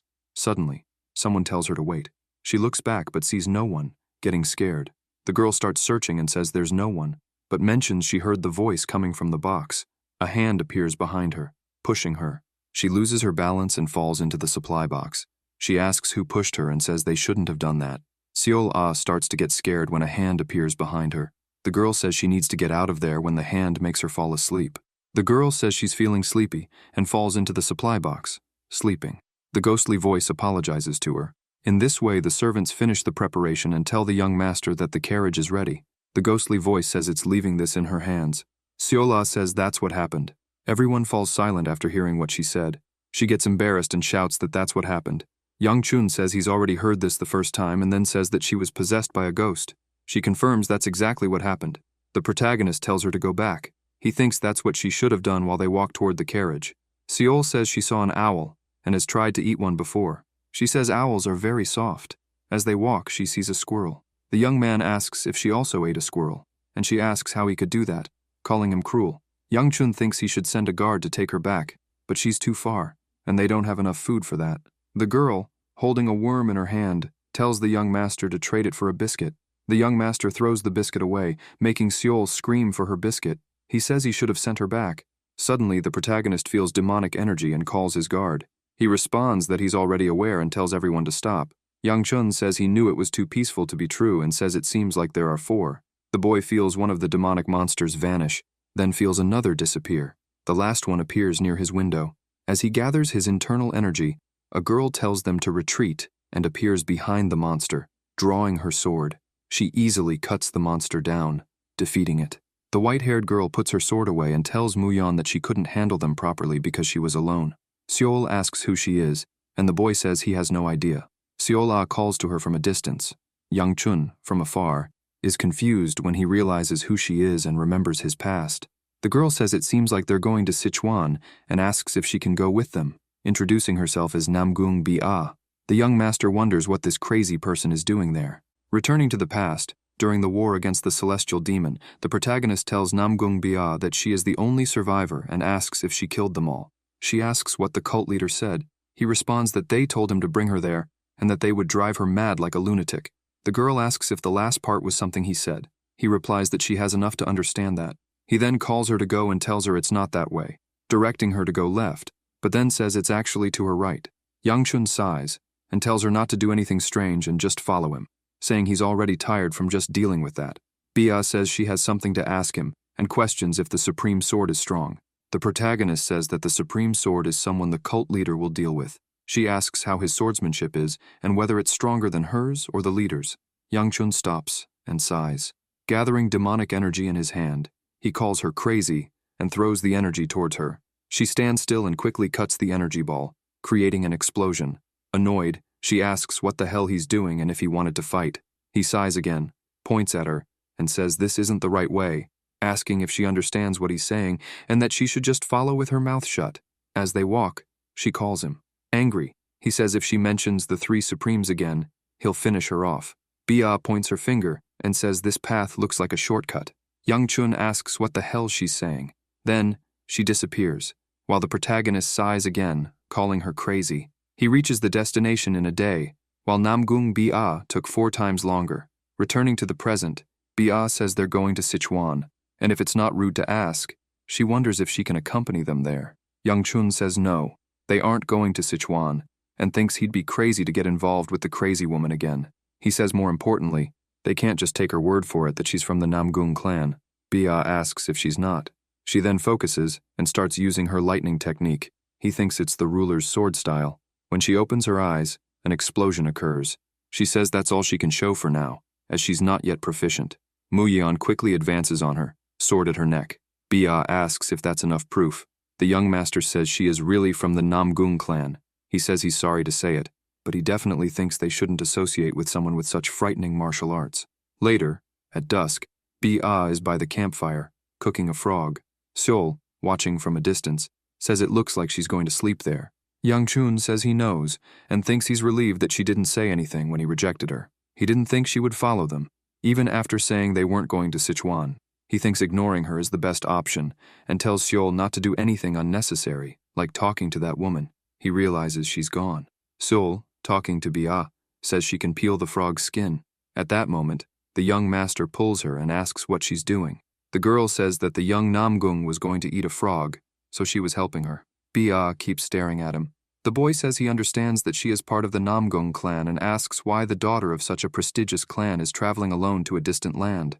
The girl turns her face, embarrassed, and says they left together but she got lost. He thinks he already knew. She has no sense of direction. Youngchun says they're not going to Sichuan, then asks why she's following them. She responds that she has a hunch they are, but it seems they really aren't going to Sichuan. Seol-ah looks at the young master, confused, and then at Bia. Surprised, she yells at the young man, asking if they are not going to Sichuan. He thinks he should have sent her away. The boy says they can't stop her from going in the same direction, but he won't do anything for her. The girl says her name is Namgung Bia, and he replies that he already knows. Bia says she's introduced herself and asks if he could do the same. He thinks for a moment and says his name is Gu Juliop. She looks confused, and he says he's Gu Juliop from the Gu clan. 2 days after the event that made him feel guilty about Gu Juliop, Youngchun watches the two of them from inside the carriage while Seol-ah and Bia chat. Seol asks if she's ever eaten squirrel. Miss Namgung responds that she hasn't. Seol-ah got out of the carriage and was sticking close to Namgung Bia, chattering away. Naturally, their pace slowed down. The young master tells Seol to get back in. She asks if he's going to let her in as well. He says it's obvious that he won't. She says that, in that case, she doesn't want to. Bia asks if she can get in. He asks who she thinks she is. Youngchun asks his guard how much longer it will take. He responds that they would arrive in a day at their original pace. The boy asks with their current pace, and he says it will take about 3 days. Muyeon says that, although he doesn't know why, he's cautious around her, and asks if he can't travel with that girl. The protagonist sighs and asks if he has a choice. He says he'll reconsider his options at a nearby village. So they arrive at the village.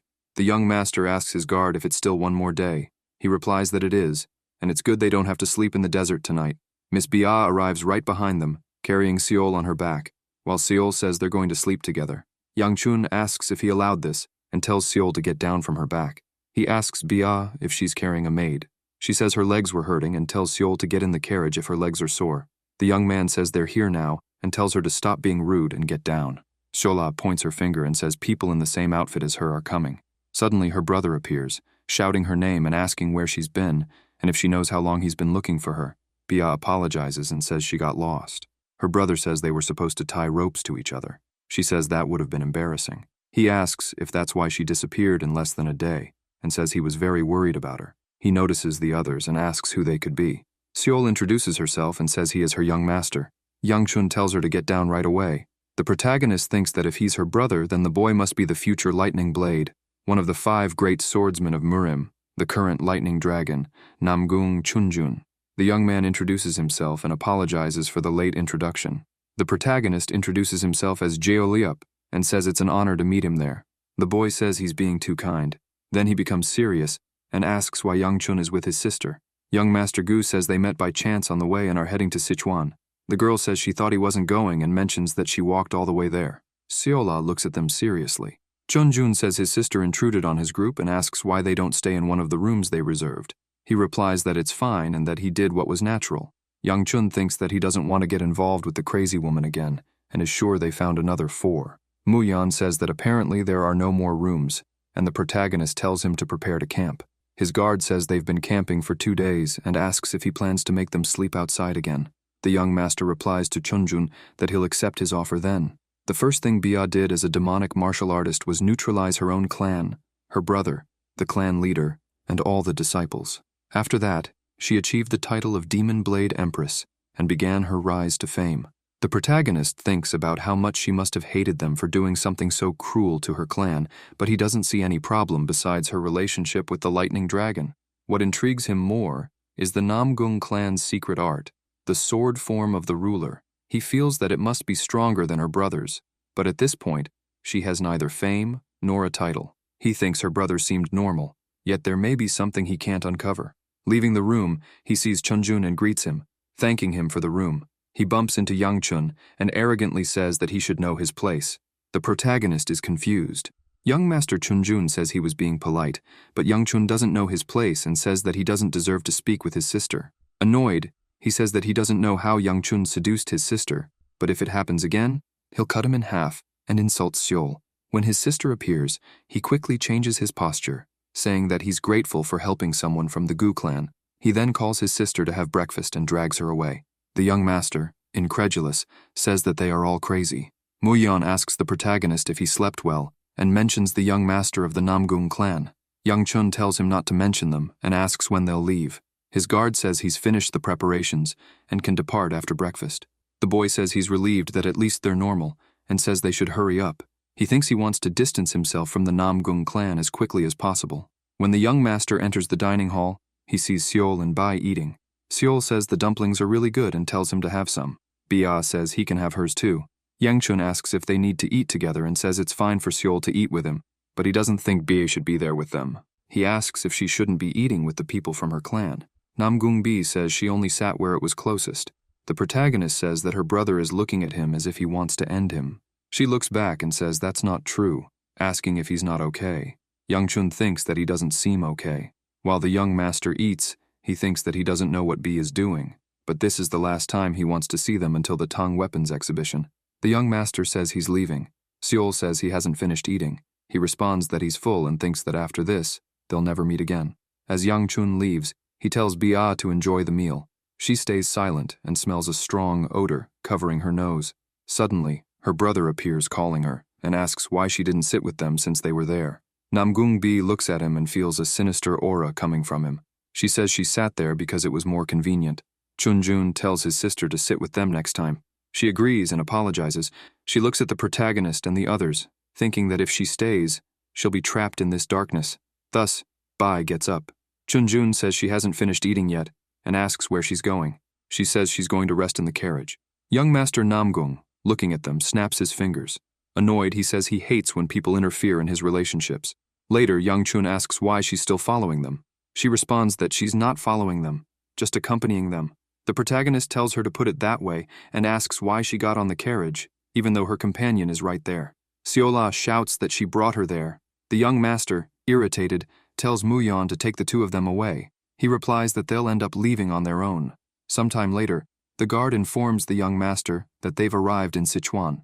The Tang clan of Sichuan is an extremely prestigious Orthodox clan that has its roots in the Sichuan region for centuries. The precision of the Namgung family, the vigor of the Peng clan of Hebei, and the precision of the Moyong clan. The Tang clan may seem lacking in comparison to the other clans, but they are known as the best poison manipulators and steel workers by far. The Tang weapons exhibition is the result of this confidence. Yang Chun thinks that 3 days. He needs to find the treasure in 3 days, after the Tang weapons exhibition ends. What he knows is that he's in Sichuan and the general area, but thinking about it, how is he going to find it in such a big city? He thinks he might have to leak this to the beggar sect, so he needs to hurry as much as he can. Suddenly, he looks to the side and sees Shola. He thinks he got startled and wonders what she's doing there. The girl, excited, says it's the first time she's been in such a high place, and the wind feels so fresh. With a smile on her face, she tells the young master that the fireflies are dancing under the moonlight. The protagonist stays silent, while Seol says that Bia talked about a beautiful lake there and pulls the young master so they can look at it together. Arriving at the lake, he says it's really huge, just like she said, and asks how big a clan has to be to have a forest like this inside it. Seola calls him and picks 2 flowers, asking where she's hiding. The boy tells her to stop it. Seol says she just wanted to cheer up the young master. He says it's not something she can help him with and asks the girl not to worry. He then asks where someone would hide valuable items in the forest. Seola, annoyed, asks why they would need to hide it. He responds that he's not asking for emotional support. Suddenly, someone appears, asking who they are and saying that strangers are not allowed to enter. Young Chun thinks that, speaking of the Tang clan, he had forgotten about her. The one who, alone, stopped the swarm of thousands of demon humans attacking Sichuan, the Poison Queen, Tang Soyol.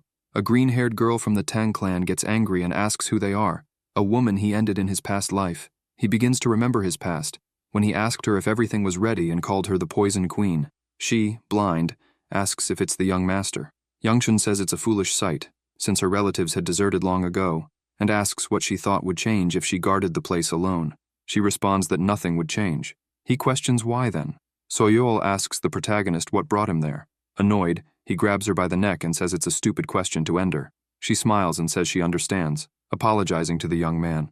Yang Chun asks if she's gone mad, apologizing to a demon human, and calls her the Poison Queen. She answers yes, because she believes her sanity has finally broken and says there are many things she only sees now after losing her sight, and that she should have given up earlier. The protagonist, irritated, asks if her nonsense is over, and if that's all she has to say. Soyeol says it's selfish of her, but if there's still time in the world, before he ends her, she will hear her final request. After her final words, the protagonist, thinking, says she's disgusting. Back in the present, Soyeol, angry, shouts if he's not going to answer her. Youngchun thinks she's still the peak of poison now. The girl, irritated, says that if he doesn't respond, she'll call the guards.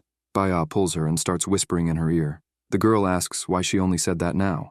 Miss Namgung replies that she never asked. The green-haired girl introduces herself, saying she's Soyeol from the Tang clan, and apologizes for raising her voice to a guest. The protagonist introduces himself with the wrong name and apologizes for not answering due to the surprise. Soyeol gets serious and asks what business brings him there, stating that non-members of the clan cannot stay there. Youngchun asks if B isn't a stranger, and she replies that relatives are allowed. The protagonist thinks she's sending him away because she didn't allow him to enter, and calls her petty, thinking he was going to leave anyway. He then bids her farewell. Youngchun and Seol leave, and Soyeol tells B that Juliop is really rude. Bia stays silent and asks why she looked at him with so much anger. The girl says she didn't like the way he apologized, even after pointing out her mistake. The girl, blushing, says she hates guys who act rude just because they seem a little handsome.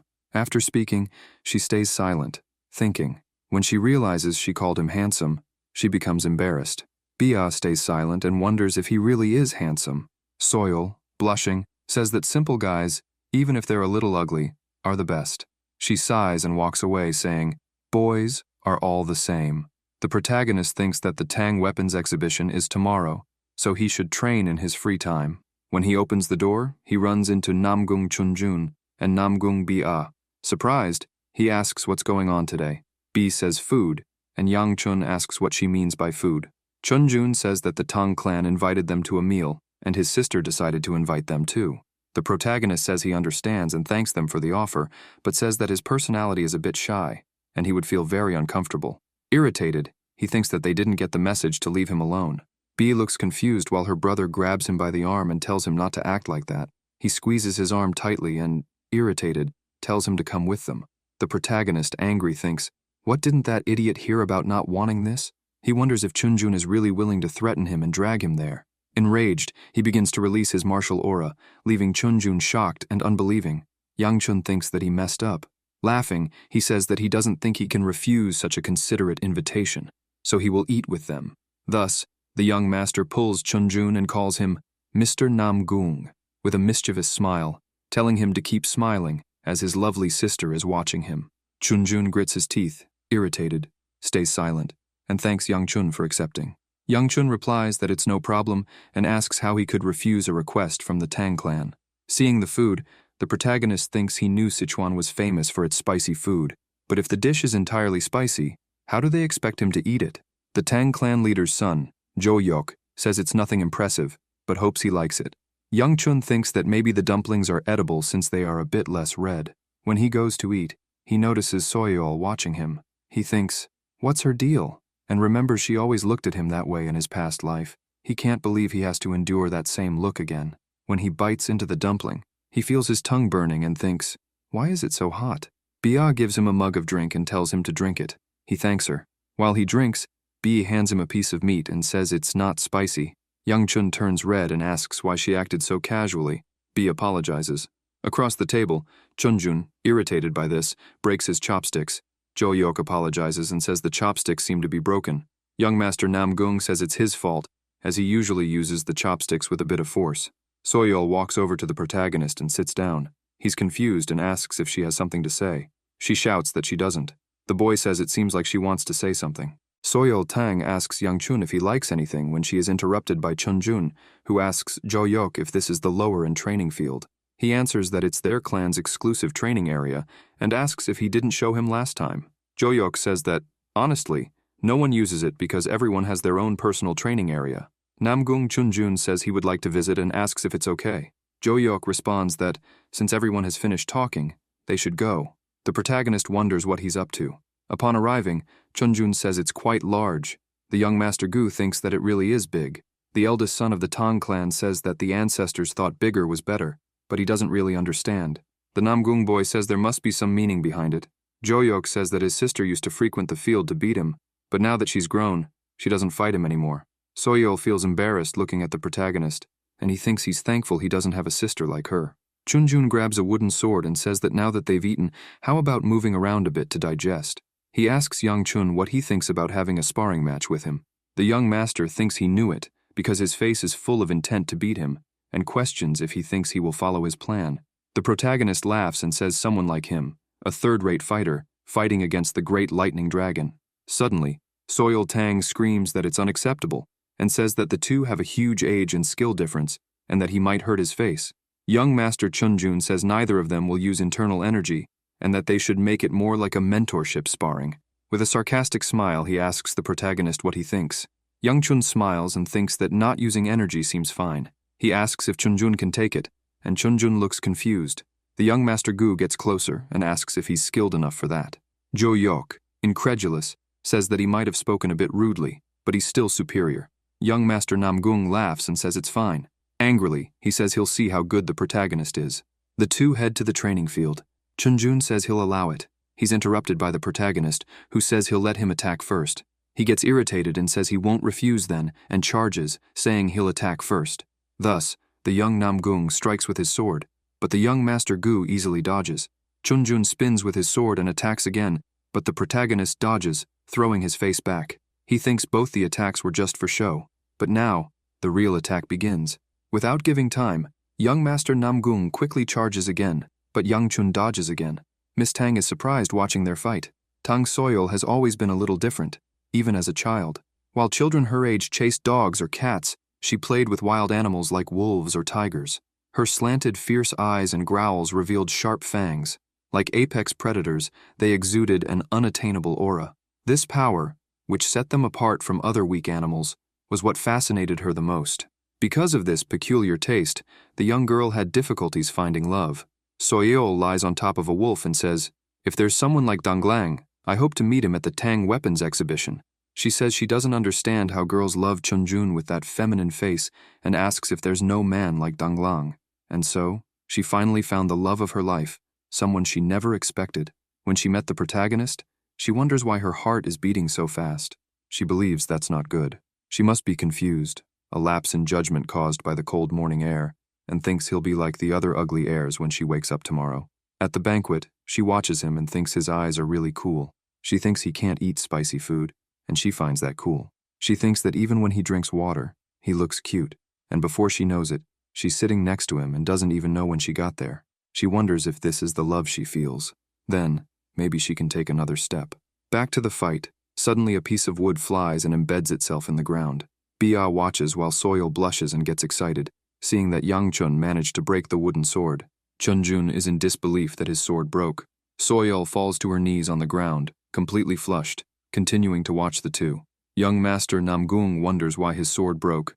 Angry, he thinks he made sure the protagonist could react to his two attacks to toy with him, but then he gave it his all. Yang Chun says that the so-called geniuses seem to have the habit of daydreaming while fighting, and says that if it were a real battle, it would have ended 3 times already, asking if he knows that. He then attacks, throwing a punch, but Chunjun quickly jumps to the other side, dodging the blow. Chunjun thinks he's attacking an opponent who is without a sword, and the protagonist speaks from behind him, telling him to grab a complete sword. He says he told him this was a mentorship sparring, and asks him to teach him something. The white-haired young master grinds his teeth in anger. Yang Chun asks if he's the one teaching him, saying that education isn't his strong suit. Suddenly, he notices something and sees young Namgung emitting internal energy and imbuing it into his sword.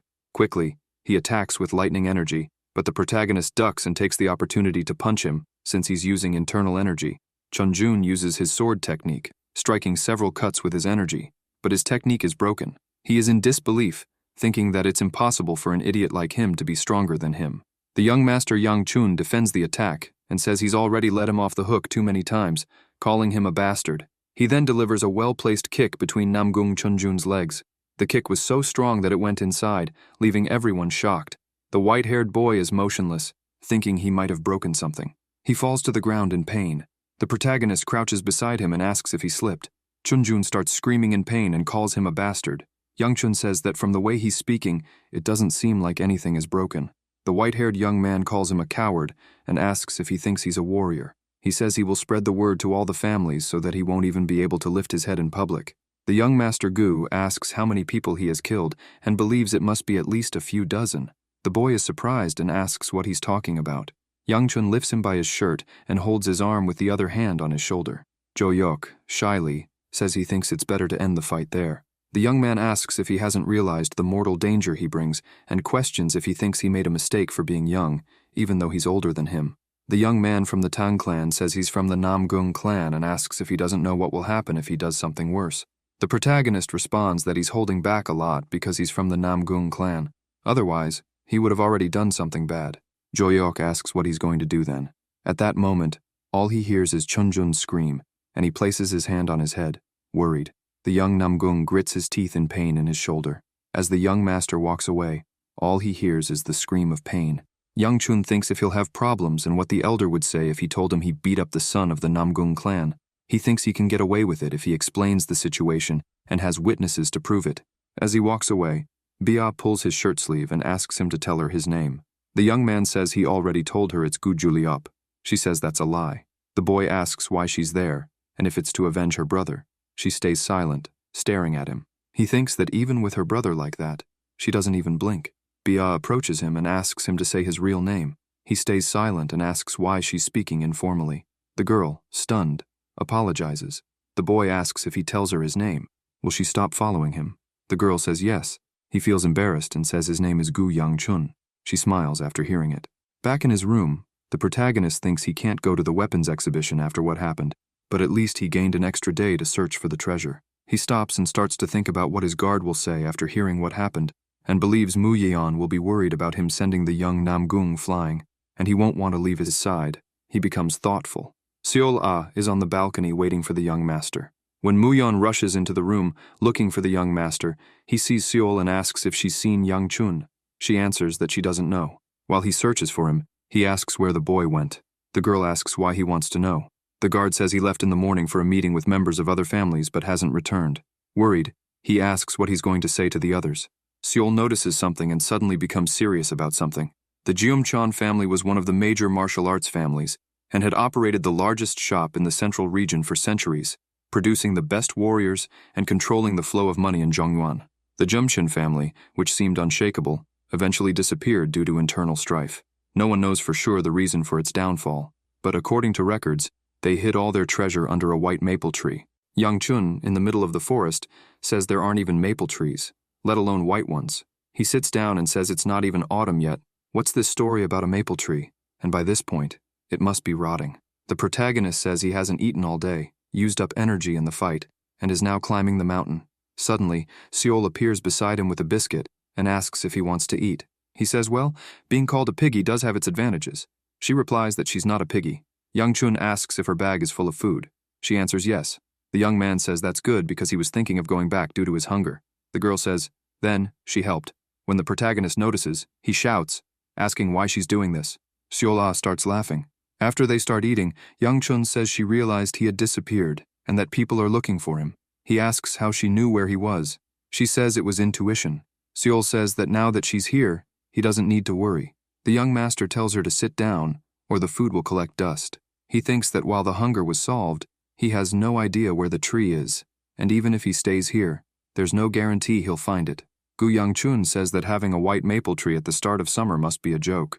The girl says no, because she saw it on the way and thought it was very beautiful. While he eats, he says it must be gorgeous indeed. Suddenly, he realizes and asks what she said she saw. Seol responds that she saw it with the young master. He's confused, not understanding, and she starts laughing. Arriving at the location, the protagonist asks if she's saying this tree is the white maple tree. She says yes. He tells Seol to find a doctor and take care of her eyes, and asks what world she's in, where she sees a white maple tree. She asks if he's the one with problems in his eyes. Yang Chun starts to leave and says it's his fault for believing in her nonsense. Seol-ah gets mad and says she's not a liar. Suddenly a voice says she's not wrong. The girl's hair starts to move. The protagonist thinks he just came here to make sure, but in the end, nothing was resolved, and wonders if he can find what he needs in the time left. Instead of wasting time here, maybe it's better to go back to the clan and receive training from the elder. He looks back and asks what that was, seeing Seol-ah near a portal. He shouts, asking what she's doing and tells her to get out, thinking it's dangerous. The girl starts to raise her hand toward the portal. He runs toward her, calling her crazy. When she touches the portal, a huge explosion of energy occurs. In this way, a massive portal begins to open and shine brightly. While the young master places his hand on his face, he notices and is surprised, seeing the area around them change completely from dead to full of life, revealing the white maple tree. Seola turns around and smiles, saying she's here. Gu Yangchun wonders what's happening, since until now it was just a dead tree. He doesn't know what she did, but the space opened up, and he wonders if it was some device to hide the treasure. The protagonist asks Seol what she did. The girl asks what he's talking about. He says she did something, and the tree appeared. She, not understanding, asks what she did. The young master says that when she approached and touched, the tree appeared. She looks lost and confused. Yangchun gets irritated but soon sighs and says that she really didn't do anything, thinking it's better to leave it for later. Walking around the tree, he thinks he found it but wonders where they hid the treasure. While looking at the tree, the protagonist notices something strange and goes to see. As he gets closer, he sees a giant purple portal.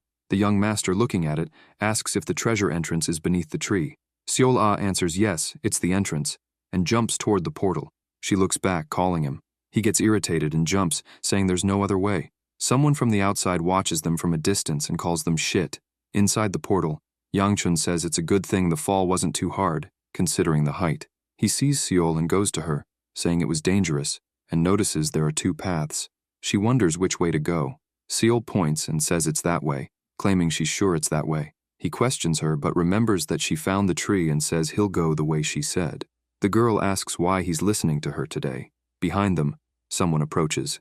Meanwhile, Seol shows the way. The protagonist asks if she's sure it's that way, saying they've been walking for a long time but still haven't reached the end. Yangchun says the path is getting darker because the glowing stones are scattered. Seol tells him to trust her. They walk a bit further until Seol-ah says they've arrived, showing a dark room. The young master tells her to be quiet, observing the stones around. He asks what those stones are and says that, unlike before, the glowing stones have lost their shine, and there's nothing in the room. He questions where the treasure is when suddenly, Seol screams for the young master. Scared, she says there's something there. Suddenly, something white starts moving in the room. A huge serpent appears. Seol and Yangchun get scared and say it's a monster. The girl hides behind the protagonist. The young master tells her to stay quiet and wonders if there was a monster in this place. He believes the room was empty and asks where it came from. If it's this big, it must be at least a blue-class monster. He thinks it's lucky that the monster is asleep and hasn't seen them, and if they leave quietly, they'll be fine. Suddenly, the white serpent opens its eyes. Yangchun wonders why it woke up just now and asks if they'll have to fight. He believes they can't win and asks if they'll be okay. Seol starts shaking with fear. The protagonist says that he finally got a chance to live in peace, so he can't lose it easily. Annoyed, he thinks that, even if it's his end, he'll fight. The serpent calls to him and tells him to calm down. He's surprised and asks if the monster spoke. The white serpent says it has no intention of hurting him. The young master asks how she can speak the human language. The monster says it's curious how someone without Gumshan blood managed to get this far. Yangchun says he just found it and got lucky. She notices something, sees Seol, and says she understands, asking why she came here. The protagonist says he just entered by accident and thinks that if the snake has any relation to the Gumshan family, it might be angry at him for stealing the treasure. When he realizes, he thinks he just spoke formally. The serpent says it understands and states that it doesn't seem like there's anything left for him to covet. The monster calls to him and asks what he thinks destiny is. He asks what kind of idiotic question that is. The white serpent looks confused and starts laughing. The young master thinks about what happened and asks if she's gone crazy. The monster then says it understands but comments that he asked a rather strange question. From the moment he, who doesn't carry the Jumshin blood, arrived, they should have known they were going to meet their end. In the end, knowing they would disappear, why did they resist? And for what? Yangchun grabs Seol and says he's leaving. The serpent hands him a yellow pearl. The protagonist asks what that is, and she tells him to consider it a payment for keeping her company. In any case, it would end up in someone else's hands, so it's better to give it to someone whose fate crossed his. The young man wonders if it's a spiritual stone. The monster says that with something like that inside him, he will accept it more easily than others. Gu Yangchun asks what she means by something inside him. Suddenly he falls to his knees and thinks he was sure there was no energy from a spiritual stone. He believes this must be the work of demonic absorption, but the sensation is very different from when he absorbed a spiritual stone. More and more he feels the greater energy from the stone and struggles to accept it. When Seol places her hand on his back, the energy calms down.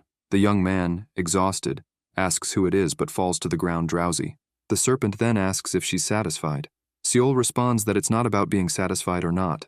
The serpent asks Seol what she thinks about gathering energy now, because if she keeps releasing such strong energy, it won't just be a fainting next time. She says she already knows everything. The monster says that, in fact, she twisted a lot of things along the way, and asks if this is her choice. Seol asks if she thinks she doesn't understand. The serpent says that, on the contrary, she understands so well that it hurts even more. Seol asks the monster why it gave such an important jewel, and moreover, to someone she just met today. It replies that it was just a whim, because there's nothing lonelier than waiting for someone who will never come, and says that it too decided to let it go. With that, it begins to disappear. The girl, watching, says that it's such an unstable fate. When she looks at him, the thought disappears, and she says that he's a very stubborn person. Even afraid of losing the second life he so painfully gained, he still tried to protect her. Suddenly a voice tells her to give it back. Crying, she says she will need to borrow just a little more, as it's still dangerous. The man who followed them questions her, as if she already knew, and asks when she realized this. She responds that she realized by the presence of a useless servant who only serves to take care of the Namgung family's leftovers. The servant of the Namgung family gets angry and says that they climbed the mountain in the middle of the night and then entered strange places. He says it's ridiculous that his young master lost to someone like that. He told him to handle everything in silence, so if she hands over that guy, he'll let it slide. Seol asks if that desire comes from the Namgung family or from the trash. The subordinate calls her bold and says how dare she speak like that. The girl raises her finger, telling him to be quiet. He says that if she wants to have such an end, so be it. Suddenly a blade cuts him. When he notices, he sees his arm on the ground. He gets angry and screams, but Seol tells him to be quiet and summons multiple energy swords. She, irritated, says that Yangchun is sleeping peacefully, and she doesn't want him to wake up. By evening, at the Tang residence, Namgung Chunjun, irritated with his left arm bandaged, punches the floor with his other hand and insults Yangchun, saying that he must have used some kind of magic. If not for that, how would that bastard dare face him? Suddenly, he feels a pain in his shoulder and falls, wincing in pain. He calls for the guard, Ma Chiol, and asks what the plan is. Chiol replies that the Gu family guard is stronger than they thought and says it doesn't seem like they'll have a chance to act. But for some reason, they are moving without the guard now. He says that maybe this is their chance. Chunjun laughs perversely and says that he's always trusted him, and he's sure Chiol will bring good news. Chiol says that he is from the Gu family and asks how far they're going to deal with this. The white-haired young master says that it's the weight of the Namgung family and the life of that trash. Only then will he pay the price. The guard grabs his sword and says he understands. Back in the present, Ma Chiol asks the girl who she is. She thinks for a moment and asks if he needs to know. The guard asks why someone like her would do this. She then cuts off his other arm, telling him to stop asking questions, and says they don't have much time left. Chiol thinks that he needs to escape. In pain, he gets up and thinks he will take advantage of the fact that she's distracted with the newbie. He believes this will be his only chance, and thinks that when he returns to the sect, he'll plan his revenge later. He asks what kind of monster she is. Suddenly, he notices something strange and wonders why the ground is so close. When he realizes what happened, it's already too late. Seol says she wanted her first homicide to be at her own hand, but she ended up doing it herself, as a mere intruder. Suddenly, a voice tells her to return his body. Before Seol returns to normal, she apologizes. She says it may seem selfish, but asks if she can stay just a little longer since she's already bothered him. And she says it's just a little bit more. When the voice tells her to return his body, she says it's true, and that now and in the future, all of this belongs to her. The serpent's spirit asks if she's leaving. She responds that she's going to sleep because pushing her young body so much was too much. The serpent asks if she truly knows who she is. She responds that maybe. The monster says it will be a difficult journey, and she replies that she knows. Before disappearing, the spirit says it understands and wishes her a blessing on her way. Seol says that, if she gets the chance, they will meet again, and says the protagonist's name. Then she bows her head for a while. Sometime later, Yangchun wakes up startled. When Seola appears in front of him, saying that he's awake, he looks around and asks what happened. He sees that they're behind the dry tree on the cliff and wonders what exactly happened. He ended up finding the white maple tree. The treasure was completely empty, and suddenly, a snake the size of a house appeared. When he touched the strange jewel the snake gave him, it was suddenly absorbed, The young master asks if that's what happened. Seol looks confused by everything he said. He asks if she doesn't remember anything. The girl answers that she doesn't remember. He tells her to stop lying. Seol asks who would believe that she found a white tree, talked to a giant snake, and got a jewel. The young master asks why she only acts logically at times like this.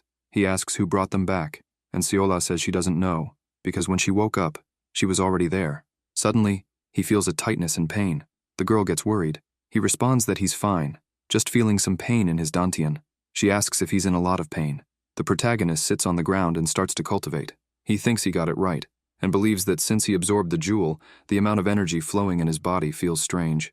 Clenching his fists, he thinks he's at the 3-star level, almost reaching 4 stars. So his memories must be right, and he wonders if the snake brought them back and erased Seola's memory, and thinks that makes sense. The girl says that if it hurts, it's better to go back.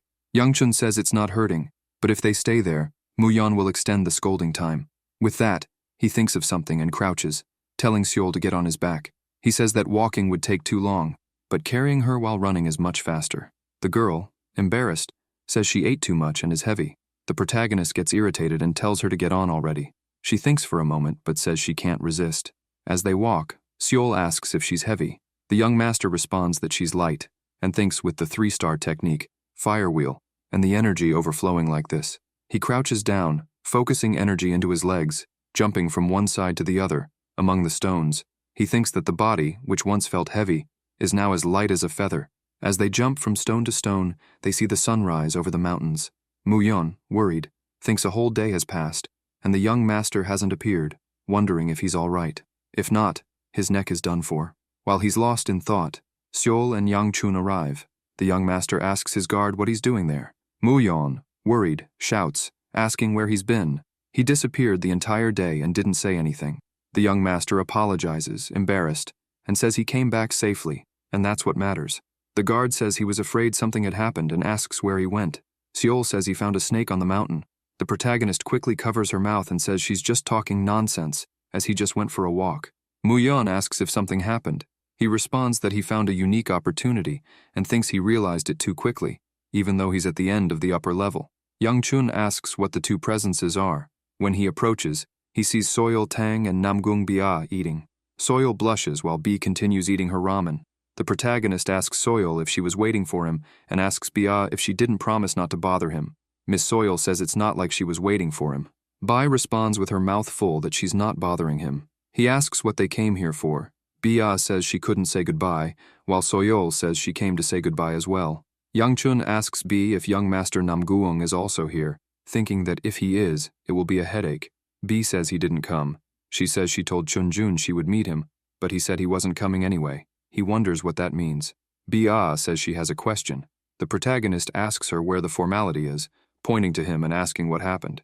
She replies that it's just some problems. She asks if he wants to train with her and exhales her energy. Suddenly, Youngchun pretends to faint from being so tired from training and looks at his guard. Muyeon understands and apologizes to the ladies, saying the young master needs to rest. Soyeol, holding a piece of paper, says she wants to give something first and tells the protagonist that it's the invitation to the Tang family tournament next year, saying he can come if he wants. The young master thanks her and says they'll see each other next year, thinking that he probably won't. Miss Soyeol, blushing, says she just wants to try to maintain the relationship between the families and asks him not to misunderstand. She tells Bi that she thought he would get into trouble because he's ugly. Bia agrees, saying it's true. Soyeol realizes that her friend is happy and asks her if, by any chance, she likes Gu Youngchun. Later that night, Seol throws a tantrum wanting to eat tteok filled with sweet red bean paste and says she wants to enjoy chuseok. The protagonist tells her that summer is over and asks why she's acting like she has heat stroke by herself. He then asks what chuseok is. Soyeol Tang comments that it's a holiday that readers celebrate where they live, where everyone gathers, wears hanbok, and performs rituals. With that, he asks Seol how she plans to celebrate a holiday they don't even know about and tells her to stop and eat yanghwa. Bia tells Seol not to worry because she has a way and says all she has to do is make a wish to the moon. Then, if the moon hears their wishes, they'll be able to enjoy chuseok that way. Returning to Soyeol's question to Bi about liking Gu Youngchun, Bi, not understanding, asks what liking means. Soyeol blushes and says liking is something like. She sighs and tells her to forget about it. Bia asks what she was going to give her. Soyeol says that actually, she was going to give the invitation she gave to Yang Chun, and says she should have prepared 2 invitations and apologizes. She says it's fine and that she did the right thing. Soyeol says she knew she could count on her and says that, as an apology, she'll give her a delicious poison. Suddenly, she feels a dark energy in her vision and starts to tremble, saying she's fine and can handle it. Blushing, she says that, anyway, she will meet him again. If you enjoyed this video, subscribe to the channel, hit the bell icon, and like the video. Thank you.